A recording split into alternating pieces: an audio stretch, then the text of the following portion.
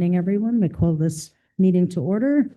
This is our regular board meeting, Board of Supervisors, Wednesday, December 10th, 2025. If you are able, please join us in the pledge.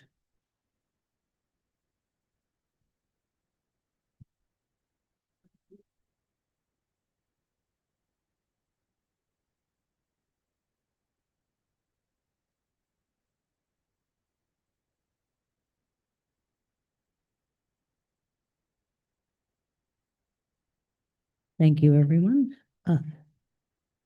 Roll call. Scarlett Cantley, Frank Palin, Michael Johnson, Richard Vassalotti. Elizabeth Accomando. Patricia Farrell, Betty Argue, Jay Foy. Burgess Hanson. We also have Bill Doney, Francis Bethel, and Laura Donlin on Zoom, along with Daniel Ray with Stormwater J. Rob Robinson. Jeff Sisolak. Thank you. Thank you, everybody, for coming. I'm just going to remind you to please silence your cell phones. If you need to speak amongst yourselves, please step outside and away from the window. You can always go to the district website if you need more information, indiantrail.com. If you would like to speak on an agenda item, please be sure to have that card turned in prior to the start of the item. If it is not on the agenda and there's something you'd like to speak about, that will be for public comment. So please have that card in before we start the public comment, which will be approximately 7:30. And just again, always be respectful to each other, staff, and the board in your comments. While we certainly don't mind hearing from everybody and we want to hear from everybody, but we need to have conversation that's productive and not disruptive to our business. So I thank you in advance for that. And welcome. I'm glad to see you all here, and hopefully we have some people online as well. Michael? Welcome, everyone. just like to really quick, we had an equestrian trail meeting last week. Pretty productive. They had some requests I ran over with staff. So I believe we'll be coming back in January regarding a couple of items to the board, but yeah, productive. And they're looking at doing some social media videos. They'd like to contact back Summer Ridge to create a couple more videos. So we'll reach out to them. And I think they're looking at some trail signs. So and getting some trail signs replaced. Let's see. Betty? it's good to be back. It's been a minute. I've been sick for a few months and needed to take a step back from everything. And it's just good to be back, and I hope that everybody is not too stressed out with the holidays here, because I know it's a very busy time. Just take a moment and enjoy your loved ones, and I wish everybody a very happy holidays. Excellent. Thank you. All right, item 5, agenda approval. Do we have any additions, deletions, and substitutions? We are removing item 13.2, so I'm gonna jump right in with that one.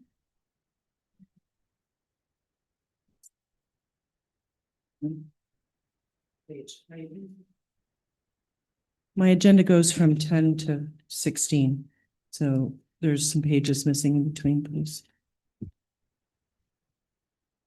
Through the chair. 13.2 was at the request of the applicant, Outpost Athletics.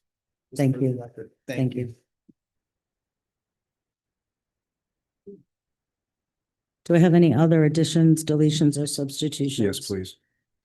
Go ahead. The consent agenda.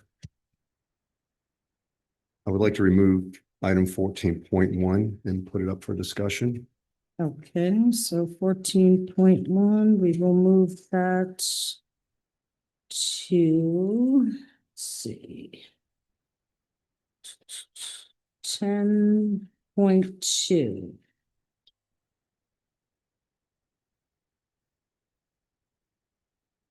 I got one more. Okay, Also on the consent agenda, 14.3. okay. Just put that up for discussion as well, please. So that will be 10.3. And that's 14.3. Okay, Thank you. you're welcome. Anybody else? Okay, do we have a motion to, oh, On 14.2, are we gonna get an explanation on that? I had talked to Burgess and I thought he said there was gonna be an explanation on. do you the want to reason. pull it? Yeah, might as well. Okay. So, right, so that's easy. So I that, just wanna understand. yeah, of course. So can we make it 10.2, 10.3, and 10.4? Absolutely. So it's in order.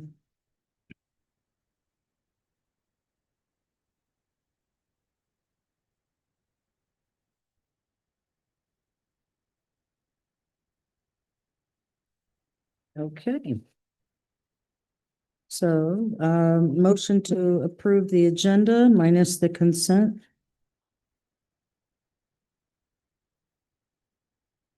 I'll make Yeah. a motion to approve the agenda with the consent items being moved to 10.2, 10.3, 10.4.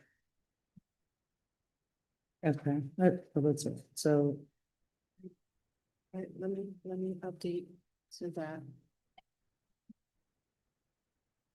Did you press hers? Okay. All right, so just as long as the wording is correct. yeah, Scarlett can fix it. Okay.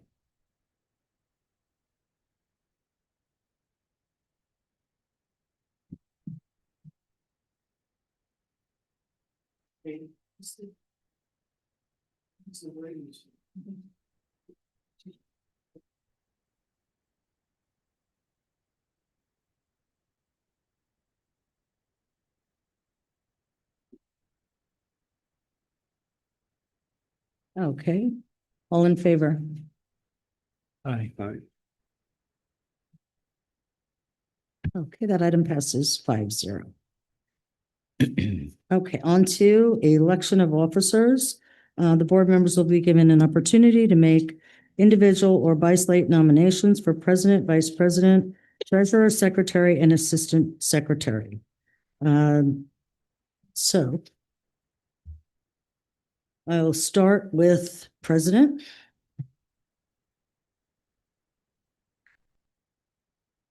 I'd like to make a motion, have you continue as our president. Thank you. I appreciate that, and I appreciate the confidence that you place in me, and I'd be honored. There's a few things that are in process that I would like to continue and see to fruition. Do we have a second? A second. Michael? I would motion to Yeah. Also. change, keep it as is unless anyone has any other alternative. Okay. We good? Okay, so we have motion. I'm not seeing, yeah, you'll have to. Okay, When you say everything, what's everything? Your position. so, For everything? yeah, I would prefer to go through the list. Yeah. okay. Yeah, Okay. thank you. All right, so this motion is strictly for president then? Okay. All right, so we have a motion by Michael and a second by Patty. All in favor? Aye. I believe that passed 5-0. It's not up on the Through the- screen. Through the chair, Yes. when this was set up, I didn't know how many motions. So if it's okay with the chair and the board, I'll type out what it is. the different Individually. Things. Okay, I'll decide on. Yes, And I'll just put who absolutely, made what motion when I type it in. Is that absolutely. good? And then we'll have public comment after if there is, if there's public yes, it's a motion, something we're voting on, so. Yeah, Okay. Well, we already voted on this one. So we have it after. Okay, all right, that's fine. Okay, so vice president, Make a motion for Patty. okay, Yes, I second that. okay. All in favor? Aye. Aye. Rich has to do them individually, so, yes. Mhm. Yes, yeah, yep. Makes sense. Okay, so that passed 5-0. Okay, now treasurer?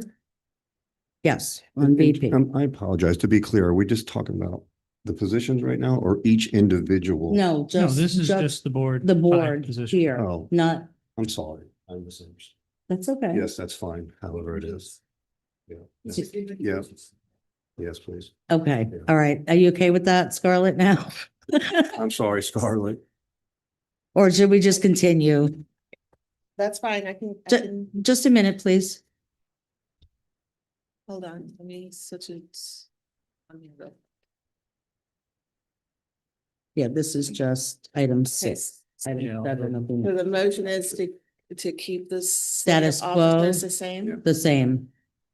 My apologies. That's okay. Give Scarlett a second to catch up, and then we'll move on to appointment of the representatives.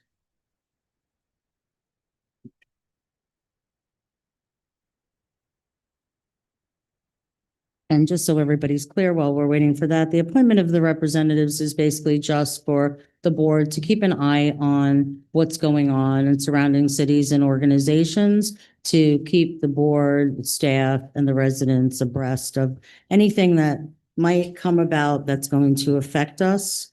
And as we know, as time has gone on, there's quite a few things that do affect us that happen in other areas that will affect us directly. So it's important that somebody, is going to these meetings or watching these meetings to keep an eye on that. And stay ahead of things the best that we can. Hit by, No. yeah, you gotta hit it again so that there's. Oh. Oh, beautiful. Oh.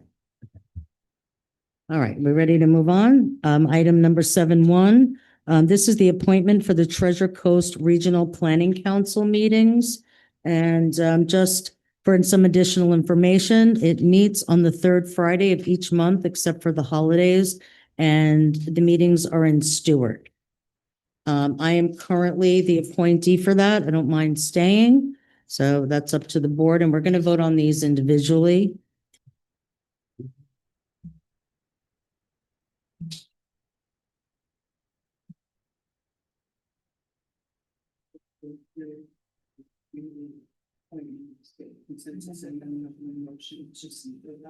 I'm fine with that, of course, absolutely. Okay, so motion to appoint. So if you want to, I'll stay. Okay, so Michael. And Rich. Okay, very good. First and second. No, me No, I and think I think we should have an alternate. Well, right, but what if? Right, so we have to have the consensus. Okay. Okay, that's fine. All right, so do we want to set an alternate for this? Yeah. Other times we. Not really, because I'll watch on Zoom. Okay. Okay. Okay.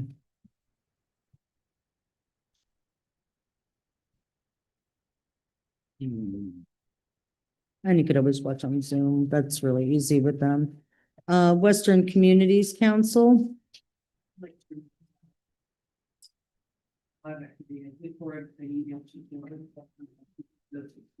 Could You're not I, on. sorry. I'd like to remain as that. There hasn't been anything going on, but there may be with a little bit more State Road 7 stuff upticking. So I just sent an email with an update, which is the only update we've received this past year. So. And Now, are we motioning on that or am I? just No. waiting? We're gonna wait, yeah. Okay. What about an alternate? We don't have an alternate currently. I'd be happy to be the alternate. Are we all good with that? Okay. County meetings, I of course like to stay with the county meetings. And we had no alternate. Most available, Rich, are you okay to be the alternate for that? Yes. Because I think you'd have the most availability to go if I can, all right? League of Cities, we've got Supervisor Vassalotti, Supervisor Johnson, status quo. And of course, any of us can go to those luncheons. Issues forum, we've got Supervisor Vassalotti and Supervisor Farrell, status quo. All right. All right, South Florida Water Management, this is Supervisor Johnson with no alternate. I'd be happy to take the alternate position. It's very interesting what's going on there, so I've been kind of paying attention to that. Water Resource Task Force, Supervisor Johnson and Greg Schaefer, Chief Stormwater Officer, status quo. Yes.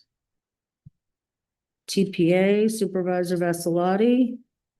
And we have no alternate. I think we should have an alternate. I'd be happy. I'd like to, please. Okay, Betty? Through the chair, Yes. just, we didn't catch it, but they're no longer the TPA, they're now. Oh, the yeah, MPO, MPO, the yeah. Metropolitan. Okay, all right, so Organization. we'll just Yeah, edit this one. that. Yes, you're absolutely right. Where the M? M is in Mary, yeah. Yeah. Okay, moving on to City of Westlake, Supervisor Farrell. Okay, and I'd like to be the alternate for that, if that's okay with everyone. Seminole Improvement District, that would be me with no alternate. Patty, you want to alternate that? This way, they do a lot of the meetings together, so it's a workshop. Town of Loxahatchee Groves, we've got Supervisor Argue with no alternate. I'd like to stay. Okay, I'd like to make a motion to appoint a primary. I'd like to make a motion to appoint Elizabeth for Loxahatchee Groves. As primary? Yes. I want to stay as primary. Okay, so now we're not doing motions. This makes things a little complicated. No, we can take that one out. All right, so we're gonna pull 7-11 to discuss after. All right, moving on, Village of Wellington. I'd like to stay as that. Okay, and, I'd like to make a motion to appoint Elizabeth to Village of Wellington. okay, so we're gonna pull that one as well, 7-12. West Palm Beach, Supervisor Vassalotti, I think we should have an alternate. Michael, you up for that? Sure. Okay. City of Palm Beach Gardens, we've got Supervisor Farrell. We should have an alternate for that. I'm fine with it. Rich, I know you've got contacts there. Either way. Well, consensus or, yeah, Microphone. for who? Coverage. Rich, you okay with that? That's fine. Okay, good. Royal Palm Beach, we've got Supervisor Vassalotti with no alternate. I'll be the alternate on that. And you're still good with, Rich, primary, Yeah, that's fine. Royal Palm? Yes, thank you. Okay. District Community Garden, are we doing anything with this? We attempted. Okay. We attempted and the crop failed. Oh, okay, I'm sorry to hear that. All right, well, then we'll just stay status quo and try again. Now's a good time of year to plant, just. So, We can discuss that. Okay. Yeah. All right. We'll discuss that further because there Okay. might be some ideas. Yeah. okay. All right, Minto litigation, I am the primary. I would like to remain the primary and see this through. We have a big day coming up next month. And we do not have an alternate. I'll be the alternate. Okay. Patty, would you like to be the alternate for this? I honestly do not have the time for it. I wish I could say yes, but I don't have time. Okay, I would be the alternate as well. Okay, so we'll have to pull that one as well. Okay, District Events Coordinator Group, appoint the board representative to a District Events Coordination Group, 2025 representatives. There was no official appointment made. I'd like to pull this one for discussion because this was never on our Yeah, list. that too. Okay. All right, so now we can make a motion excluding 7-11, 7-12, 7-17, and 7-18. Okay, so I'll make a motion to point as we went through the slate. Do you want me to name them off or do you have them? Pretty sure, I mean, I was taking pretty good notes. I Okay, mean, I can so read them all back if y'all want. to. 7.1 is Akamundo and Argue. 7.2 is Argue and Elizabeth. I've got various names written here.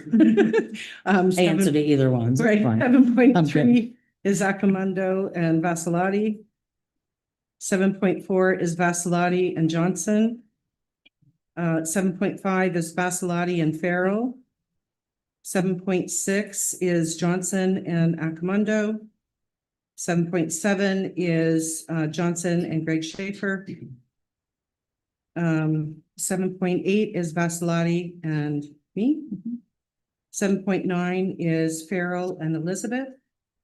7.10 is Akamundo and Patty. And 7.13 is Vasilati and Johnson. 7.14 is Farrell and Rich. And 7.15 is Vasilati and Betty. 7.16 remains the same as Johnson and Farrell. And that would be it. That's the Okay. motion. Do I have a second? Second. Okay. All in favor? I think Aye. you've got it. Do you have to? No, because I want we to gotta, Do that. I'll just do that one in Yeah. writing. Okay. so all in favor? Aye. Aye. Okay, see, that passes 5-0. Now let's go back to Town of Waxahachie Groves. And Supervisor Argue wished to stay. The Supervisor Vasilati wanted He to wants- change it. Yeah. Okay, So So- I'd like to make a motion for me to remain the primary and Rich can be the alternate. I have a longstanding relationship with that. do we have a second? He didn't want to be the rep. He wanted me to her do it. rep. No, oh, well, do you want to be the alternate? I would like to be involved with it, yes, I mean, it seems to me that you're on a lot and you're running for election and, yeah, which I'm gonna get to in a moment. so. okay. All right. So you as second, you as So alternate? that's your motion. Okay. Second. All in favor? No, Aye. Aye. no. No? Okay. 4-1. All right, 7-12, Village of Wellington, appoint the representative to Village of Wellington. It was originally Supervisor Argue with no alternate. Supervisor Vasilati wanted you or me? Well, gee. Me, okay. So I'd like I to can't make a remain- motion, obviously. Okay. So we need a motion. So I'll make a motion then. Okay, what's your motion? My motion would be to appoint Elizabeth Akamondo as the primary for this, and if anybody else wants to be the second. I want to stay the primary, so I'll make a substitute And motion. I have a reason for this. Betty, you haven't been here in months. Your health hasn't been well. Well, I have not been And here. these I've are been our- following. Excuse me, I'm everything. talking, and these are our two most important neighbors to us. I think Elizabeth would do a fantastic job in there. She's gonna be there. She's gonna represent ITID with our neighbors, and I feel that it's time for a change. And Elizabeth needs to be in there as our primary representative. Okay. It's also why we have alternates too, if there is health issues, you know. Right, the right. alternate can be there. Okay, so you made the motion for me and then essentially Betty to be the alternate. Betty's making a substitute motion for her and You as the alternate. me as the alternate.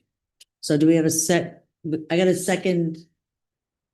Do I second Rich's first? Remind me, we haven't had to do this in a while. Does Rich need a second or do we move right to substitute? The substitute. The substitute and look for a second for that. So do we have a second? Wait, which one's for motion? Substitute. For, The substitute. for Betty to stay and for me to be the substitute, The alternate. the alternate, sorry. Okay. That ain't the motion. Second.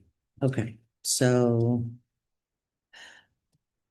All in favor? Aye. Aye.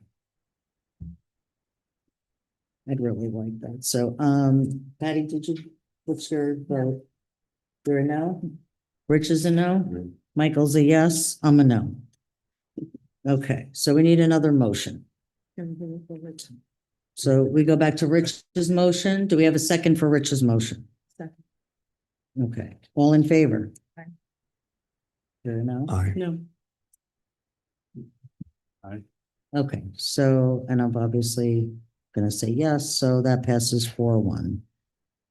Through the Okay, chair. Clarification, so that was for, Wellington, oh, yes, For Elizabeth to For be Elizabeth, primary and then and you to me to be be alternate. alternate. yes. Okay, now moving on to the city of West Palm, oh no, that's not the one. We pulled 717. That would be Minto. I would like to stay. We need a motion. For you to- I'd like to be the alternate. So I'll make a motion for Elizabeth to stay as primary, and I'd like to be the alternate. Do we have a second? Second. Michael? Okay, all in favor? Okay. No. No.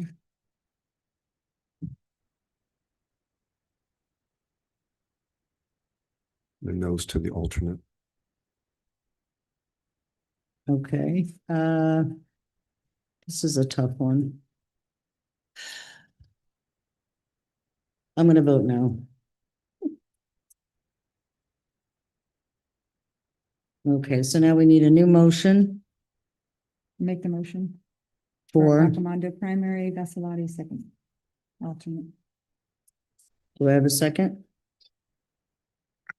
Second. All in favor? Aye. No. Aye. Aye. Okay, that passes 4-1. Okay, district events coordinator. So this is a new position.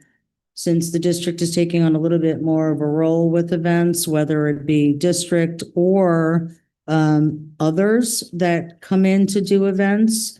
This way we have a member of the board. We had no official appointment on this previously.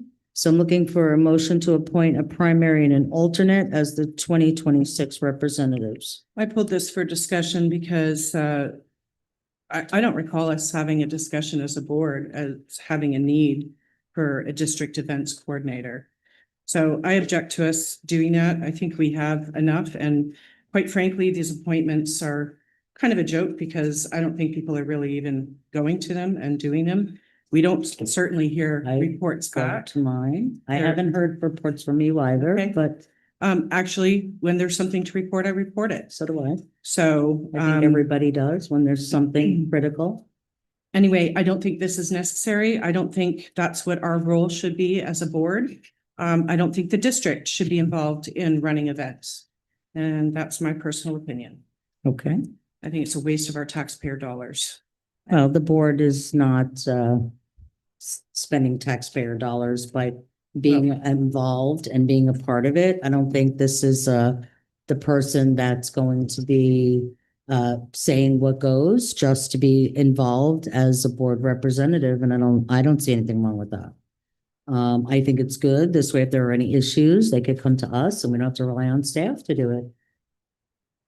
I'd like to put myself in as the primary. Okay, and who would be your alternate choice, or anybody would like to be an alternate choice? Rich, okay. All right, so we need a motion to appoint Supervisor Farrell and alternate Supervisor Vassalotti. And again, this isn't going to be, your involvement is as much as you wish. This isn't like a job, so. Now, is this something I can motion on? Mhm. Okay, I make the motion for Patty primary, Rich alternate. Okay, all in favor? Aye. Aye. No, Who's the second? Okay. Who seconded the motion? Rich. Rich seconded the motion? Mhm. And it was 4-1 with Betty abstaining. Okay, and we're going to take a short recess. If you have never been here for this December meeting before, we have refreshments provided to the board Are we gonna staff. have public comment? Did And we I- ask if anybody? Oh, public comment, I'm sorry. Yes. Scarlett? Decisions have already been made, so. Right, We did have one card for 7/18. 7/18. Okay. All right, let's go ahead. Lisa Johnson.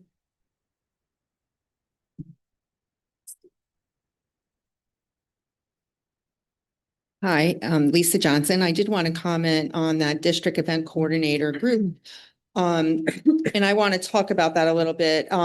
At a meeting in the summer of 2025, IDT voted to have a Halloween event.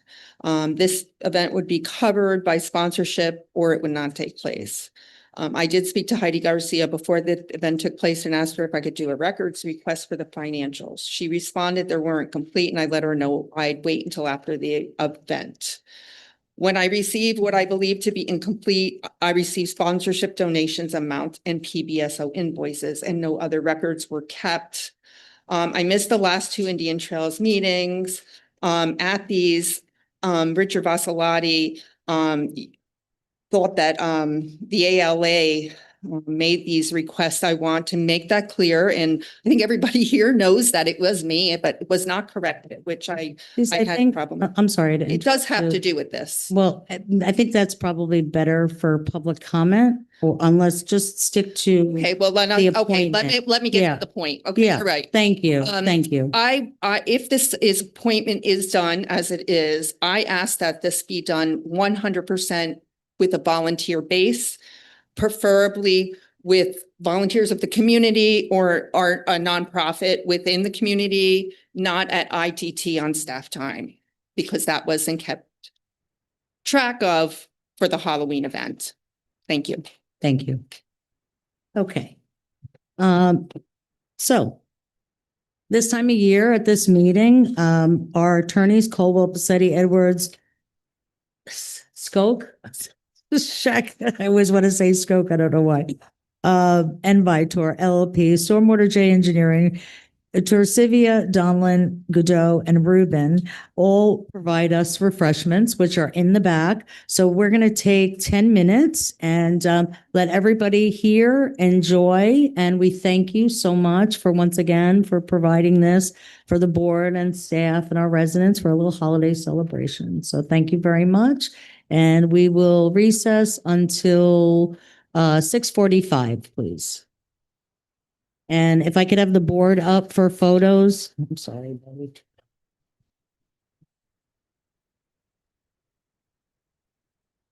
Recording stopped.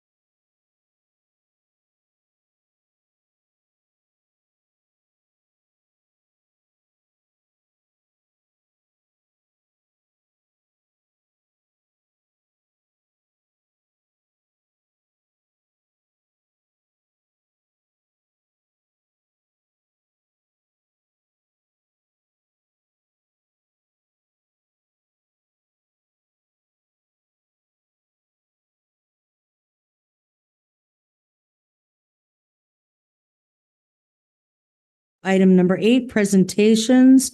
We have a fire rescue update with District Chief Amanda Vimero, and I believe Chief Kennedy is here as well.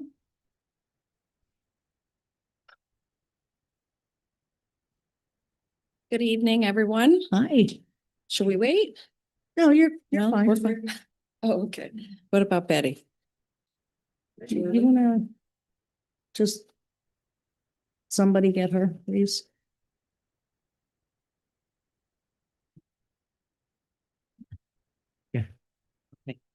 Thank you for allowing us the opportunity to speak to you tonight. And I'll go ahead and kick it off and then I'll hand Chief Kennedy the mic. I'm sure you've heard about this local House bill that's been presented, that helps us protect the MSTU in the areas that we serve. And so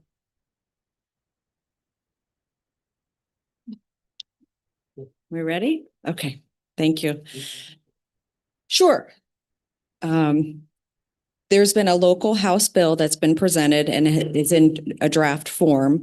And what this local bill will help us do is preserve the service that we deliver and the service that has been built over the last 40 years. And throughout this process, we've been speaking to all the municipalities that we serve, and then in the areas that we serve as well. And we have not spoken to the municipalities that we do not serve unless we're invited to do so. So we're getting out more and more now that that word is out. But what this bill will do is help us preserve the service that has been built and the service delivery that we offer to the communities that we serve.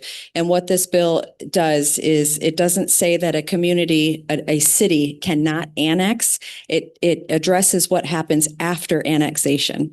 It addresses and there's many examples that we'll give you so that you have a complete understanding of it.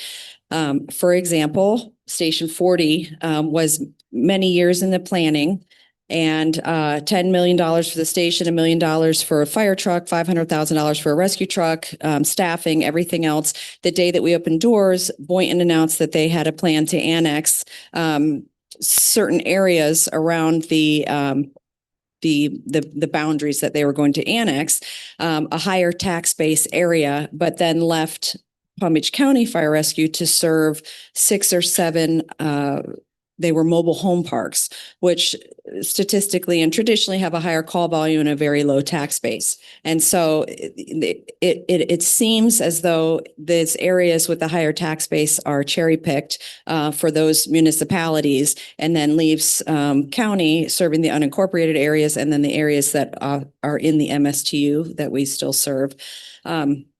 So it's very hard for Palm Beach County Fire Rescue to plan for future growth. And we've had this conversation for many, many years and wanting a station out in the northwest area of the acreage, but there's always the potential is Garden's going to annex and continue coming out west. And then we are out the millions of dollars. So again, it doesn't say that the city cannot annex. What it says is everybody will come to the table and have a conversation after that annexation and decide who will deliver that fire rescue service. Sorry. Okay.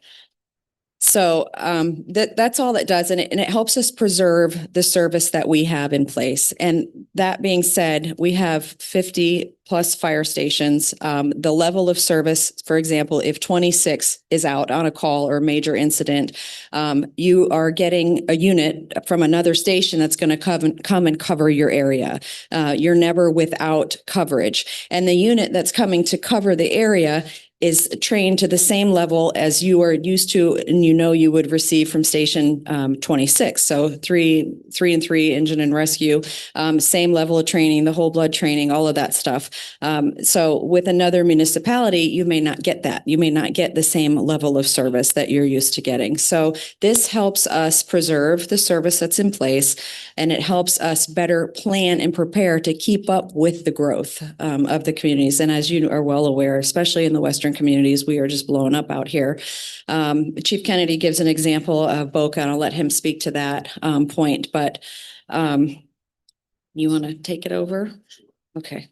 I think you covered it. Thank you. I just thank this community and this board for the opportunity to be here. It's truly an honor to be the fire chief for Palm Beach County Fire Rescue for 3+ years now. And it's an honor to serve for 30 years. And this is one of those issues that's just kind of been lingering for us for many years, since we can remember. And really what it comes down to is sustainability. Just like Chief Romero said, we're really trying to make sure that we can plan properly, keep the system in place that we know works. And we also realize that many times we're the backstop for the community, because if there are large incidents and there's multiple calls going on, the county is called to be that backstop for those other departments. We realize that there's going to be annexation. We understand that, but we also understand that we have 16 fire stations that are looked at in the annexation plan. Could that happen tomorrow? Could that happen 5 years from now? That's really a question mark, but really the question mark needs to be answered for us, because what we want to do is, number one, preserve that system that serves this community and continues to move units throughout the county when we have big events. And we also want to make sure that we don't push those costs, if those stations were to close, to other taxpayers, which could be this community as well. So we want to always make sure that we're just preserving what we have in place. We certainly aren't trying to take anything away from anybody. We don't want to create enemies. That's not what we're trying to do. And we do realize that this is going to be controversial, because it is something that's been lingering for 40 years. Thank you. If there's Chief. any questions that you may have. Yes, ma'am. Yeah, I do have a question. Is this going to be a standalone bill? Because I've seen the verbiage in another bill that's being presented with the same language. I think that's House Bill 123, and it's not the same. This No, is a this local different bill. one Okay. That I saw. This is a local bill, has not been assigned a number yet, but it's a local bill for the MSTU. Oh, thank you. Yes, ma'am. Just out of curiosity, two things. When Recording stopped. Oh, hold on 1 second, please. Recording in progress. There we go. when there is an annexation, which annexes a fire rescue building by a municipality, are they required to pay for those costs? They're not? No, So- they're. So that would be not. the same with police as well? I can't speak to law enforcement. I certainly can for our side. Generally speaking, we do have some instances where kind of coexisting near other fire stations. The municipality, I think one of the examples that Chief Romero was talking about in the city of Boca, we have two examples. We have one where literally I would like to build a station. We have it nearly funded. It's been there for a very long time, and we literally have firefighters kind of living in different quarters on the same property. It just needs to be rebuilt. But there are threats, and there's, reports that there's a feasibility study being done by the city, which I hold my breath from the fire chief's perspective of, do we spend this money and build this fire station that the community and the firefighters deserve, or do we wait and see what the city does? So no, there isn't a mechanism for that. And then for that community, you said there's like 5 or 6 trailer parks.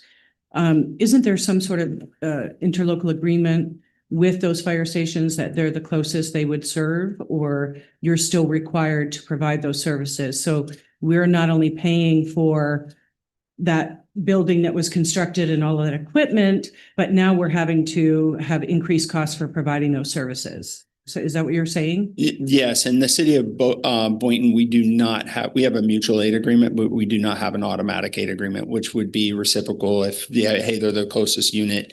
That would only be if they made that request to us. So we're on a different radio system. There's 3 fire departments that are on a different radio system. That would be the city of Boca, city of Boynton, and town of Palm Beach. So when they're on a different radio system, we do not honor those automatic aid agreements, just because we want the interoperability for our crews.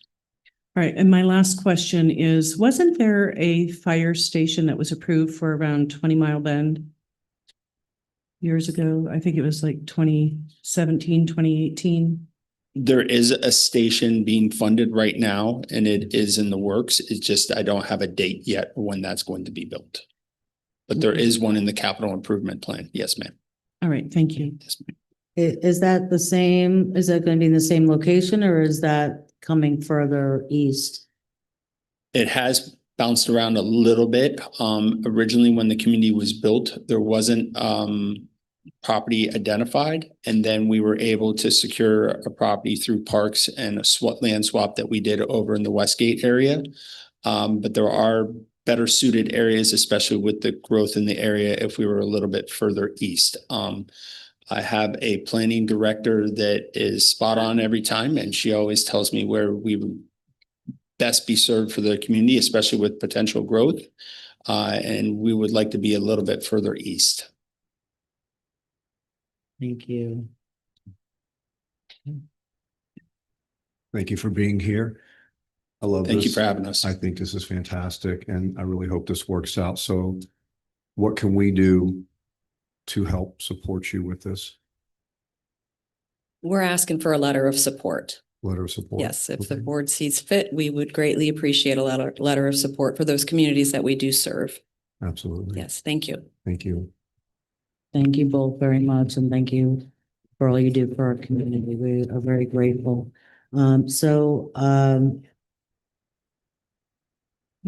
Yeah, do you have a copy of the bill yet? I know it We doesn't have. do. I doesn't have think the it was sent. Burgess, did you get a copy of the bill when we reached out to? I know I got the original, Mhm. but were there any changes made? Was it?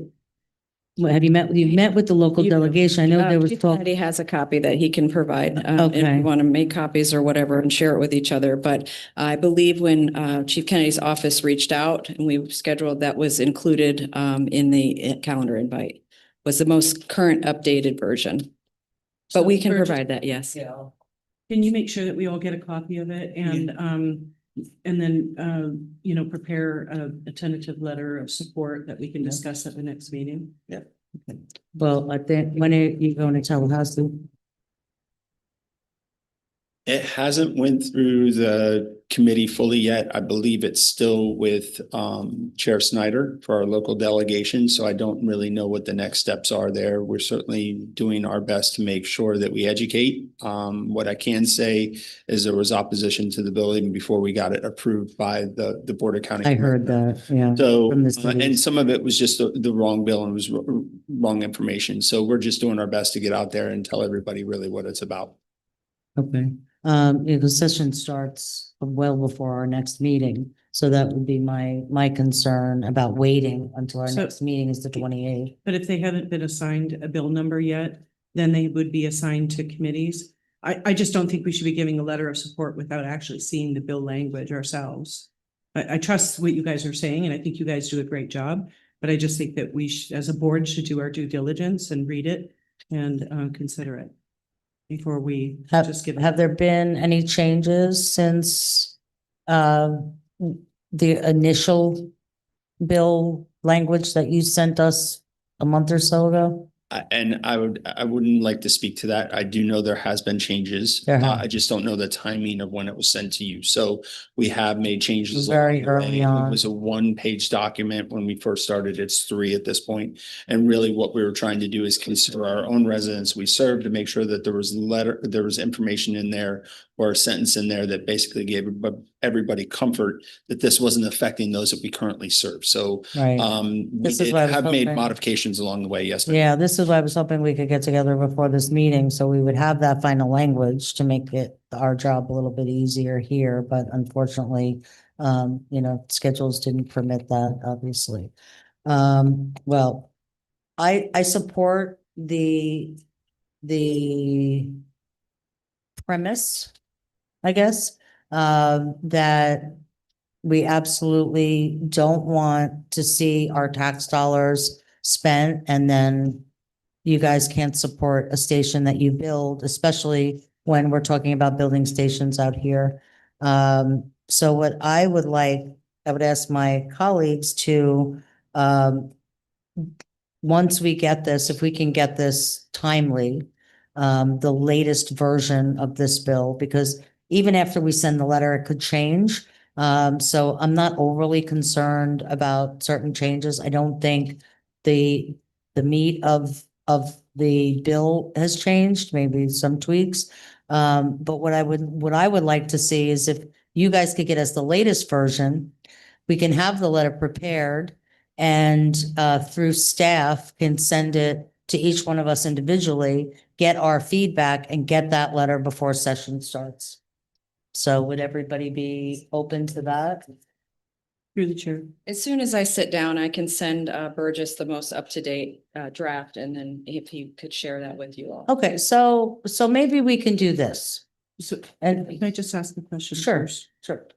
So you had a copy of it. The rest of the Very board early hasn't seen it. on, right, very early on, we knew there was going to be changes. We were supposed to have a meeting, but unfortunately that never happened. Okay, so I just So- want the record to be clear that the rest of the board has not seen the bill. You were Understood. sent it, and it should have been shared with the rest of the board if you had it.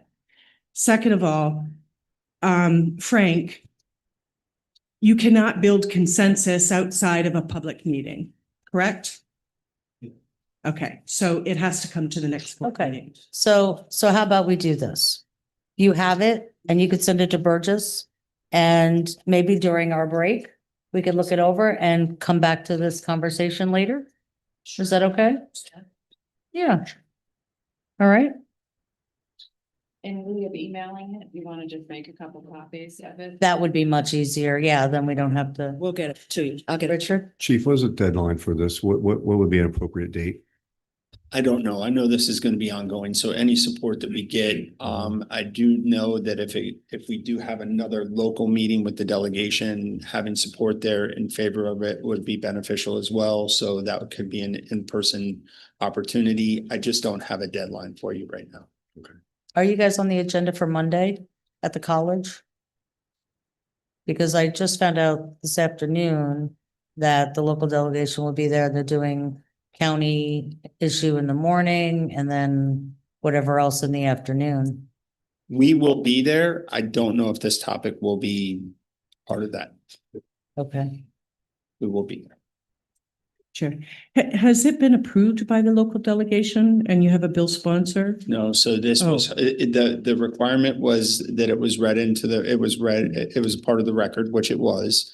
And that was the last meeting that was up in Jupiter. So that is one of the requirements. And So then, when you read it into the record, was there a vote? well, that was presented by, no, there was not a vote. Okay. But it was presented by Chair Snyder at that meeting, and that's one of the requirements. And then it can go up to Tallahassee after that, is the way I understand it. So I always thought that for a local bill, it had to be voted on by the local delegation. And you had to have majority support of both the House members and the Senate's separate in order for it to move forward. That's correct. Yeah, It's just, it didn't happen that day and it's still moving forward. So I don't know when that's going to occur, but that is correct. interesting. Yeah, Okay, very thank you. interesting. Thank you very much. I appreciate that. Thank you. And during our break, we'll definitely take a look at that and come back to that. And I'm gonna put that right before the adjournment, I suppose. So that will be 16. Okay, excellent. Thank you. Next up, we have a presentation by HCA. This is the new proposed emergency center on Orange Boulevard next to AutoZone. And this evening presenting, we have Camille and Brian, if you guys want to come up. And Carrie, if you could get that queued up for us, please. Yeah.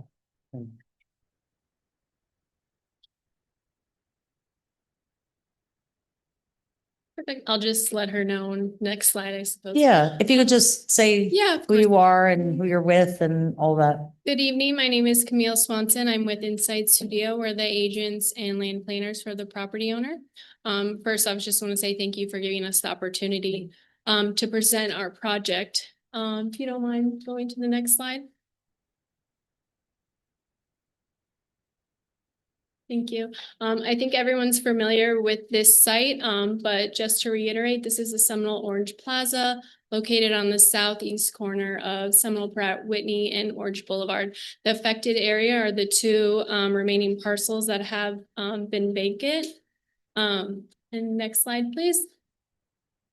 And so just a brief history on the site. In 2018, it was approved for a 12,000 square foot commercial retail building. There was also about 400 square feet On the second floor, I believe it was supposed to be a hardware store. Obviously that never came to fruition. And then if we move to next slide, please. 2019, a site plan amendment was approved for a 3,000 square foot medical office building. At that time, the operator didn't need a 12,000 square foot building, so they reduced it, and they also didn't need the complete land area. So that's when they redefined the parcels that you can see on the previously approved plan. There's also a public plaza component that was on both plans that was never constructed, but will be a part of our proposal. Next slide, please. Thank you. So present day, we currently have zoning applications through the county, which include a development order amendment to allow additional square footage to accommodate an 11,322 square feet freestanding emergency department. We included application is a type 2 waiver to allow 24 operation, which I believe obviously is necessary for the nature of the use. Not included on here, but there is a separate concurrent text amendment that's currently in process.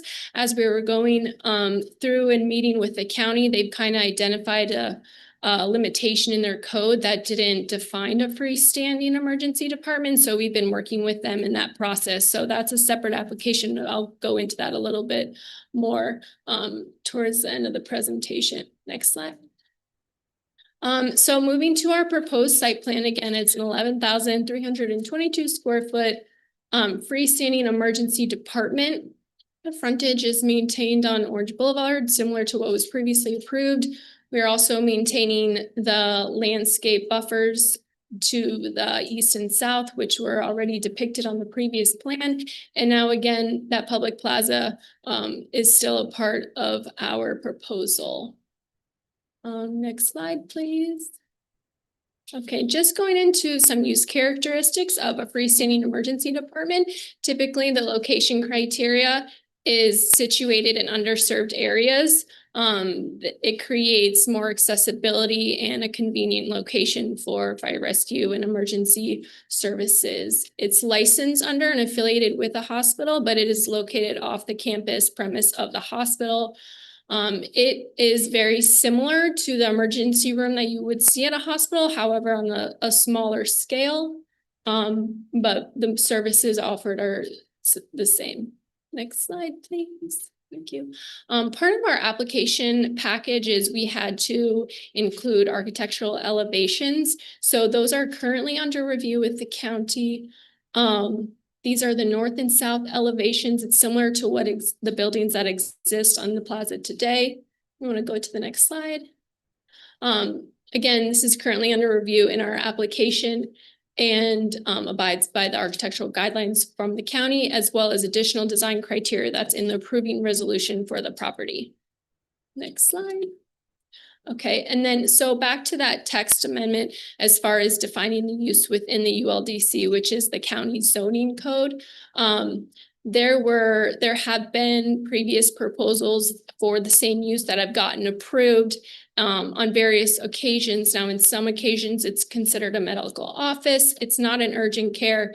And in other situations, it's a hospital. The county and everyone's recognized it's sort of a hybrid of the three, which is why we need to redefine and create language within their code to allow an avenue for this use in the future in the county.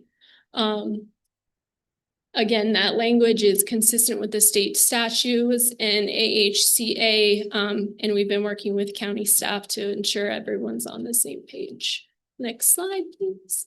Okay. And just to conclude, the nature of the use is more of the community service. It expands medical services in the area, creates an emergency facility in close proximity in the area, minimal traffic impact, and it supports our fire rescue efforts. Next slide.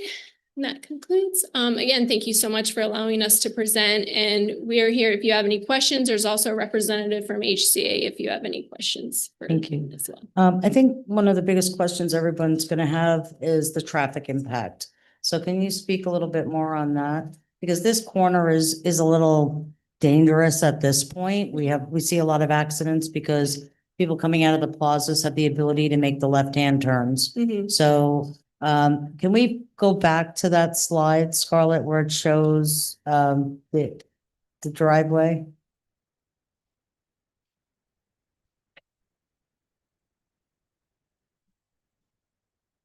Now, the counties, I believe, unless something's changed since, in the evening, there will be no sirens. Is that still the plan? So no, because our amendment went over to fire rescue for review and they had a big issue and legally said, we can't have that stipulation based off of. For if it's your ambulances I'm referring to, not for fire rescue. Yeah, so we're potentially working with staff to create a condition, but as far as in the code language, fire rescue is against it, because if someone needs an emergency, they don't want them to be worried about turning off their sirens or Traffic, their right. lights. Gotcha. Um, Okay, so the driveway, are we doing this? Can we go to the other? Scarlett, I'm sorry. can we go to the other screen where it showed the driveway? Carrie's operating. Oh, I'm sorry. the site plan, maybe, the graphic. Oh, go back one, please. No, there was one that showed. No, one more, keep going, that one. So I'm seeing where it's coming in from the east. And I'm seeing where it's going out of the driveway. Are we allowing left-hand turns there? What is the plan for the road right there? Yeah, there will be a left turn out. Right now you can see the stripings that the turn lane doesn't reflect that, so included in the site plan, we're adding that turn lane, but just the striping, not the actual, we're not widening.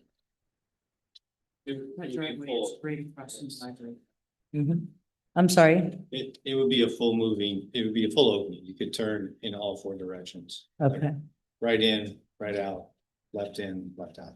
okay, And that's the existing driveway location that was originally permitted.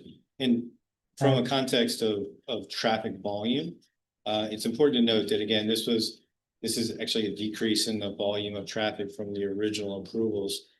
This shopping center was originally approved with 50,000 total square feet of retail restaurant uses that were accommodated within that.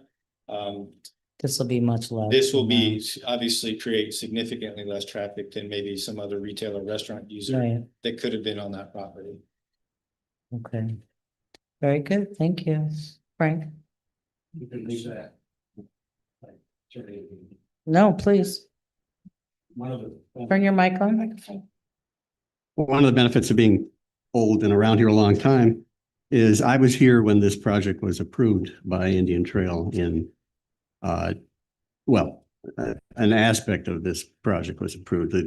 I have no comment on the zoning, have no comment on the site plan. It's not my concern. But when the original developers of this entire parcel applied to Palm Beach County for the original approval, they had to assure their drainage capacity in order to satisfy county current concurrency requirements. At that time, Indian Trail was the utility provider for this area. It actually was in the same at the same time as Indian Trail was negotiating with the county to assign its utility functions to the county. These two projects were, this project and one other, a Lennar residential project, were before Indian Trail for permitting purposes for drainage. And at least this project was for drainage. It was in the developer's interest, also the other project was both of their interests, to remain, if they could, with Indian Trail to review the installation, the design and installation of its utility connections, basically the system. And at the same time, they also had to assure the county that they had concurrency. So Indian Trail was the entity that approved their the number of what's called equivalent residential connections. Basically, they did based on calculation of how much the whole site at that time would have used for water and sewer utility services. They put a numerical figure on it. I don't remember exactly what it was at the time, but but Indian Trail was the entity that signed off on the concurrency. And then everything else that Indian Trail was doing with the utility function was transferred to Palm Beach County, except for this project. So this is the last holdout, unresolved issue arising from the 2008 utility agreement. Indian Trail was permitted to continue, and the county did not insist that this particular project be, the agreement that was in place between Indian Trail and the developer be transferred to them officially. All of our other, we had other agreements with various entities to provide utility service to school board and whatever. And those were transferred to, and Indian Trail basically no longer had any responsibility for any of those anymore. They're entirely Palm Beach County, except for this one. Now, and what comes with this is that there are these two aspects. No one predicted that this project was going to take now 17 years for it to build out. Each one of these little slices that you have buildings you see along here are components of the original project. And so once each one of those elements, so every single year, the master developer, which was Loxahatchee Venture, on October 1st, paid a fee to reserve their ERC, utility ERCs for the coming year. There's a standard practice with Palm Beach County, but not with us because we no longer have these projects. We no longer have that function, except for this one.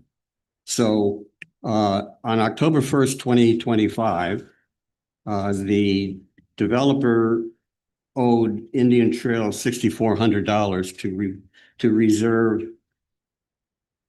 I can't remember how many, 15.3 ERCs, equivalent residential connections.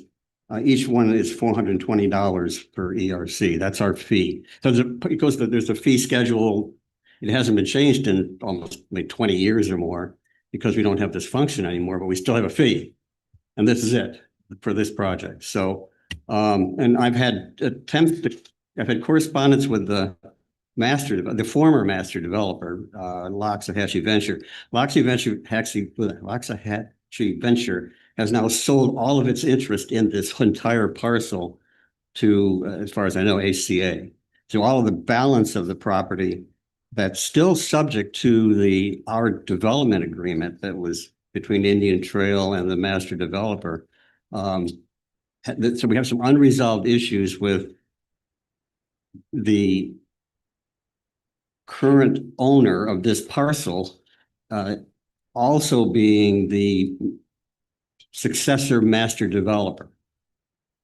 So if in a perfect world, what would have happened is the former master developer would have assigned its responsibilities to the new owner at the time they did their closing. It appears that may not have happened. I've had communications with the former developer, basically, would you please tell, and we weren't contacted by ACA. Although the agreement is a matter of public record. It's recorded in the public record. So as part of the due diligence, I would have expected that we would have at least been contacted with somebody saying, what is this? The other factor here is, there's been a lot of personnel turnover in the last 17 or 18 years here at Palm Beach County. And nobody, my impression is, nobody at Water Utilities remembers anymore, because this is such, in the vast scope of Palm Beach County utility, this is a nothing, right? I mean, it's sort of disappeared into the giant warehouse of agreements that thousands and thousands of these kinds of agreements that they have. So Palm Beach County, and they went through their, perfectly appropriately went through Palm Beach County and applied, and it wasn't caught by Palm Beach County. There was a special concern that should have been identified with the concurrency certification. Palm Beach County issued its own concurrency certification. So we've got 2 concurrency certifications out there. So we're having a meeting with the developer, the property owner next Friday, basically go over this. Now, I wanted the board to understand they owe us some money. And somebody owes us some money, and which was due on October 1st. So it's for the annual reservation. I'm guessing that they're also contributing something to Palm Beach County for the reservation that Palm Beach County gave them, which was redundant, in my opinion, because they should have come to us. I mean, it could have come to them. I think this is the last glimmering of that whole experience with the utility agreement 17 years ago. That I think we can say we're really not that interested in continuing to provide this function. It's not necessary. Palm Beach County is really the utility provider. They were always going to be the water and sewer provider of the service, the connections and the actual water flow and all that. That's always been Palm Beach County. Our function was only to have the district engineer, if he chose, at the request of the developer. This was in their interest at the time because we had much lower fees for the kind of, it was a business decision that they felt was definitely in their interest 17 years ago. I haven't checked the fee schedules in the last 17 years. I imagine they've significantly gone up at Palm Beach County. But so it's a choice. If the landowner chooses to use the district engineer, our Indian Trails engineer, to do basically to sign off on plan reviews, and I don't think Jay's ever done. They've already been doing it. I think the county has already kind of functionally just assumed that they're supposed to do it anyway, which isn't necessarily the case. But and again, it only applies to this one project in the entire vast landscape of Palm Beach County. So it's like a little nothing basically for the county. But it's not a little nothing in terms of you owe us some money and we want to get paid. And that's an issue. Or if you want to take advantage of this because of variation in fees and that, it might be still to the developer's advantage to use Indian Trail for this particular project. So I just want to inform the board. There's still little reasons why the utility agreement pops up from time to time, and people forget that Indian Trail continues to have some role to play in the extension of utilities into the acreage. The Palm Beach County recognized that Indian Trail would continue to have a role if they choose to, if people want to have like line extensions. I mean, they've got a master system basically installed out here, but if people want extensions to their streets and down into their neighborhoods, they have to come to Indian Trail, at least as part of that agreement between Indian Trail and Palm Beach County in 2008 to get some public discussion using Indian Trail as a forum. And Indian Trail has a policy. We haven't seen one in quite a while where the neighbors have requested extensions of utility service, water and sewer utility service, off the main lines and down into individual streets and neighborhoods, but it's there. So with that, I hope I haven't terrorized the land. I'm sure they can handle it. The landowners. Well, so our concern, right, is drainage. So where are we at with that? Jay, I mean, have you been involved with this on the DRO level at all? A lot of that. Okay. I contacted somebody from DRO today, and they are going to look into this issue. I made them aware that the utility agreement for water wastewater is our function. They're going to look into it and see how they want to go on that. Drainage wise, this project was approved years ago, 17 or more, I thought, but 17. Yes, at least 17. It was approved with a drainage system that runs an entire south of the property, and you can see a little piece on the east side of the property. I'm sure somebody will ask at some point, does it meet our current criteria? The answer is no. When it was approved, it met the criteria at the time. It doesn't meet the current criteria, but it's already permitted. There's a little piece that has to be dug out, I believe, on the east side, but we can't go back and tell them to meet a criteria that it was adopted after we already issued the permit. And each phase has come in, but it's, the master system is already constructed, so drainage wise, unless I'm misinformed, they already have a permit that they have a master plan for, and if they complete that, they meet the requirements. Do you think that with the new plan and much less square footage, I mean, does that benefits us and benefits the drainage plan? I haven't looked at the things that would be important are the percent impervious of the entire originally permitted. Right. It's going to be very similar. I don't know what those numbers are. It might be the same. It might be less. It might be more. It doesn't matter if it's 10 stories high or 1 story high Right. for impervious. And they are not going to expand nor contract the water management area. So it should have minimal impact, if any. Okay, that's what I was concerned about. Okay, thank you. I turned it off because, so with respect to drainage, you said that we already gave a permit. We already gave a drainage permit based on a specific site plan. Is it not true that this site plan is entirely different than what was originally approved by the county and by Indian Trail? And I thought I saw that they actually are increasing square footage from what was originally approved. I think it was the screen before, 1 or 2.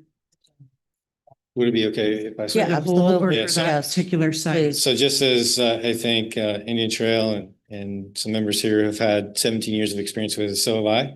I've been involved in this property really since the original construction as well. And I think that, so it is not significantly different. If we go back to the original approvals, again, it was approved for 50,000 square feet across the entirety of the property in 6 phases.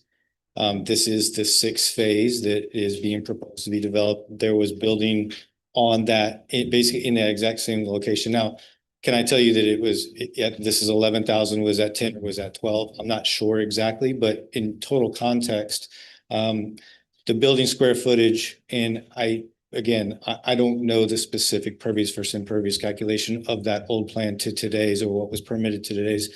But that's certainly something we welcome the investigation to make sure it's in compliance with that permit. Sir, you said that this is substantially the same as what was approved, and I distinctly remember there being a meeting area that was supposed to be part of this plan, the original plan, where people could go and meet up with neighbors, ride their horses, hook up their horses. Right. That does not exist today. In fact, I remember when McDonald's came in for their amendment, and they proposed to substitute that meeting area with a covered, a roof and hitching posts, that the substitute to that is the porch that currently exists in front of McDonald's.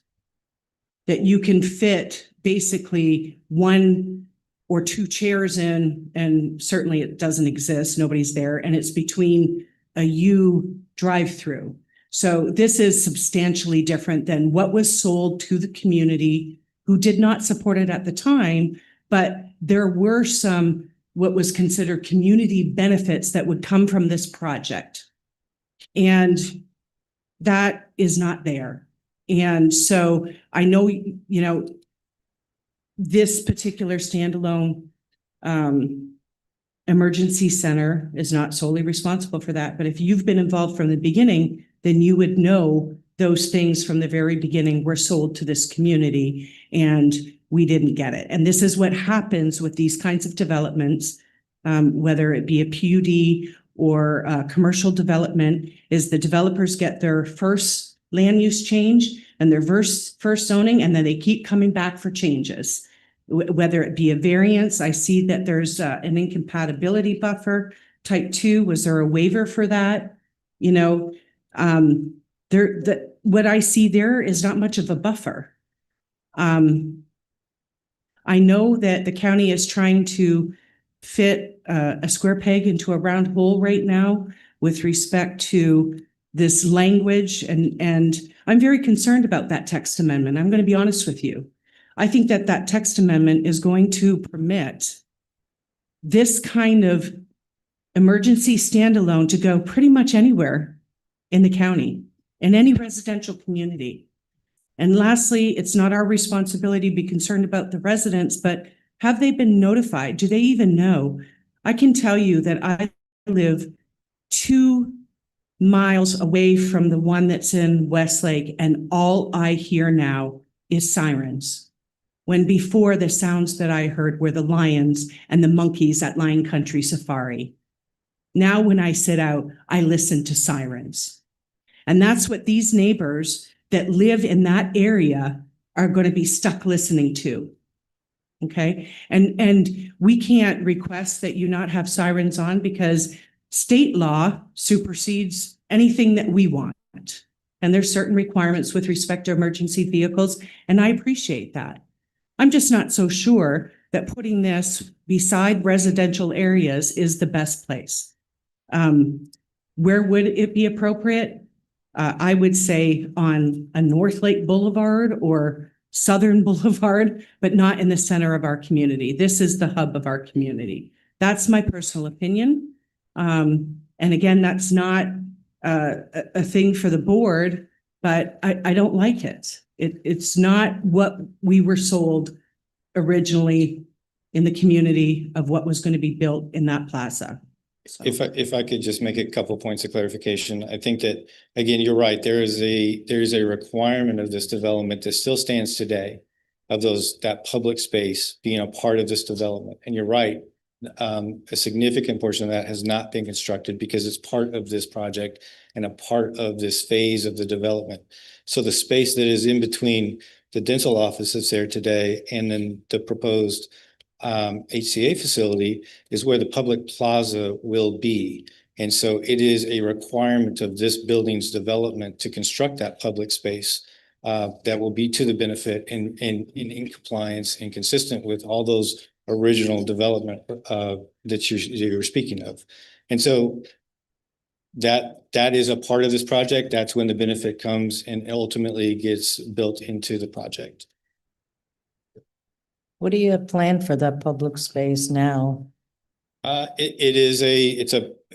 the requirements that it was a space that can be conducted for a variety like public, a speaking event. It could host a small farmers market. It was a variety of things that were written into the original ordinances back from again, close to 17 years ago at this point in time. That was part of what was being proposed. And it was based on a certain square footage of area that must be on the property. And it had minimum dimensions, again, to make sure it's functional, usable. It's proposed to have, it's a plaza area. It's got some landscape, like raised planter beds, seating incorporated into those raised planter beds. And again, it is in compliance and certainly as was originally intended. And you mentioned like a farmer's market. So let's say somebody wanted to create one there. Who would they go to? Like, they're not going to go to HCA, obviously. No, there's a POA for the POA. And who is that? It's a great question. I'm not going to think of the actual legal name off the top of my head. I can certainly provide it to you. Thank you. Yeah. I would appreciate that. And what's your timeline? I know you're waiting on some things with the county, but in your perfect world, what's your timeline to break ground on this project? Well, we still have, we haven't not gone to any public hearings. That process still has to take place. We're probably every bit of 6 months before we have any type of a site plan approval, if that were to come to fruition. Add on permitting, the building still has to be fully designed and permitted, as well as the remainder of the site. So we're every bit of, at a minimum, a year before we'd be in a position probably to pull a permit and begin construction. Okay. And you'll notify nearby residents. What I would like to see, the county has a very limited area in which they notify residents. I would ask of you to go a little bit beyond that. Sure. Because I don't know that if any of the residents would be in the county requirement, potentially the one just to the south, potentially. But I'd like to see all of those residents that are along 69th Court and the resident that is literally right across the canal. Right. They might be in that 500 or 1,000 feet, whatever the county is doing now. And then it's supposed to be, but then I heard last couple of weeks ago, it was 500 in some cases. We've got a house across the street Agreed. next to the library. So I'm going to ask of you, and obviously this is not something that it's a little out of our purview, so to speak, but I would ask that you explain to them what you're doing, so they're not taken by surprise in a year or 2 years when you guys start building this and they start hearing that. Agreed, 100%. Appreciate that. And if we can do more mitigation, again, out of our purview, but I agree with Supervisor Argue. I'd like to see a little bit more protection around the south and east side, especially maybe a berm. And I think that's something that the residents and maybe the ALA wants to get involved in, to go to the county with and ask for that. So I'm going to start that ball rolling here just to protect those people. I mean, you can see how close they are.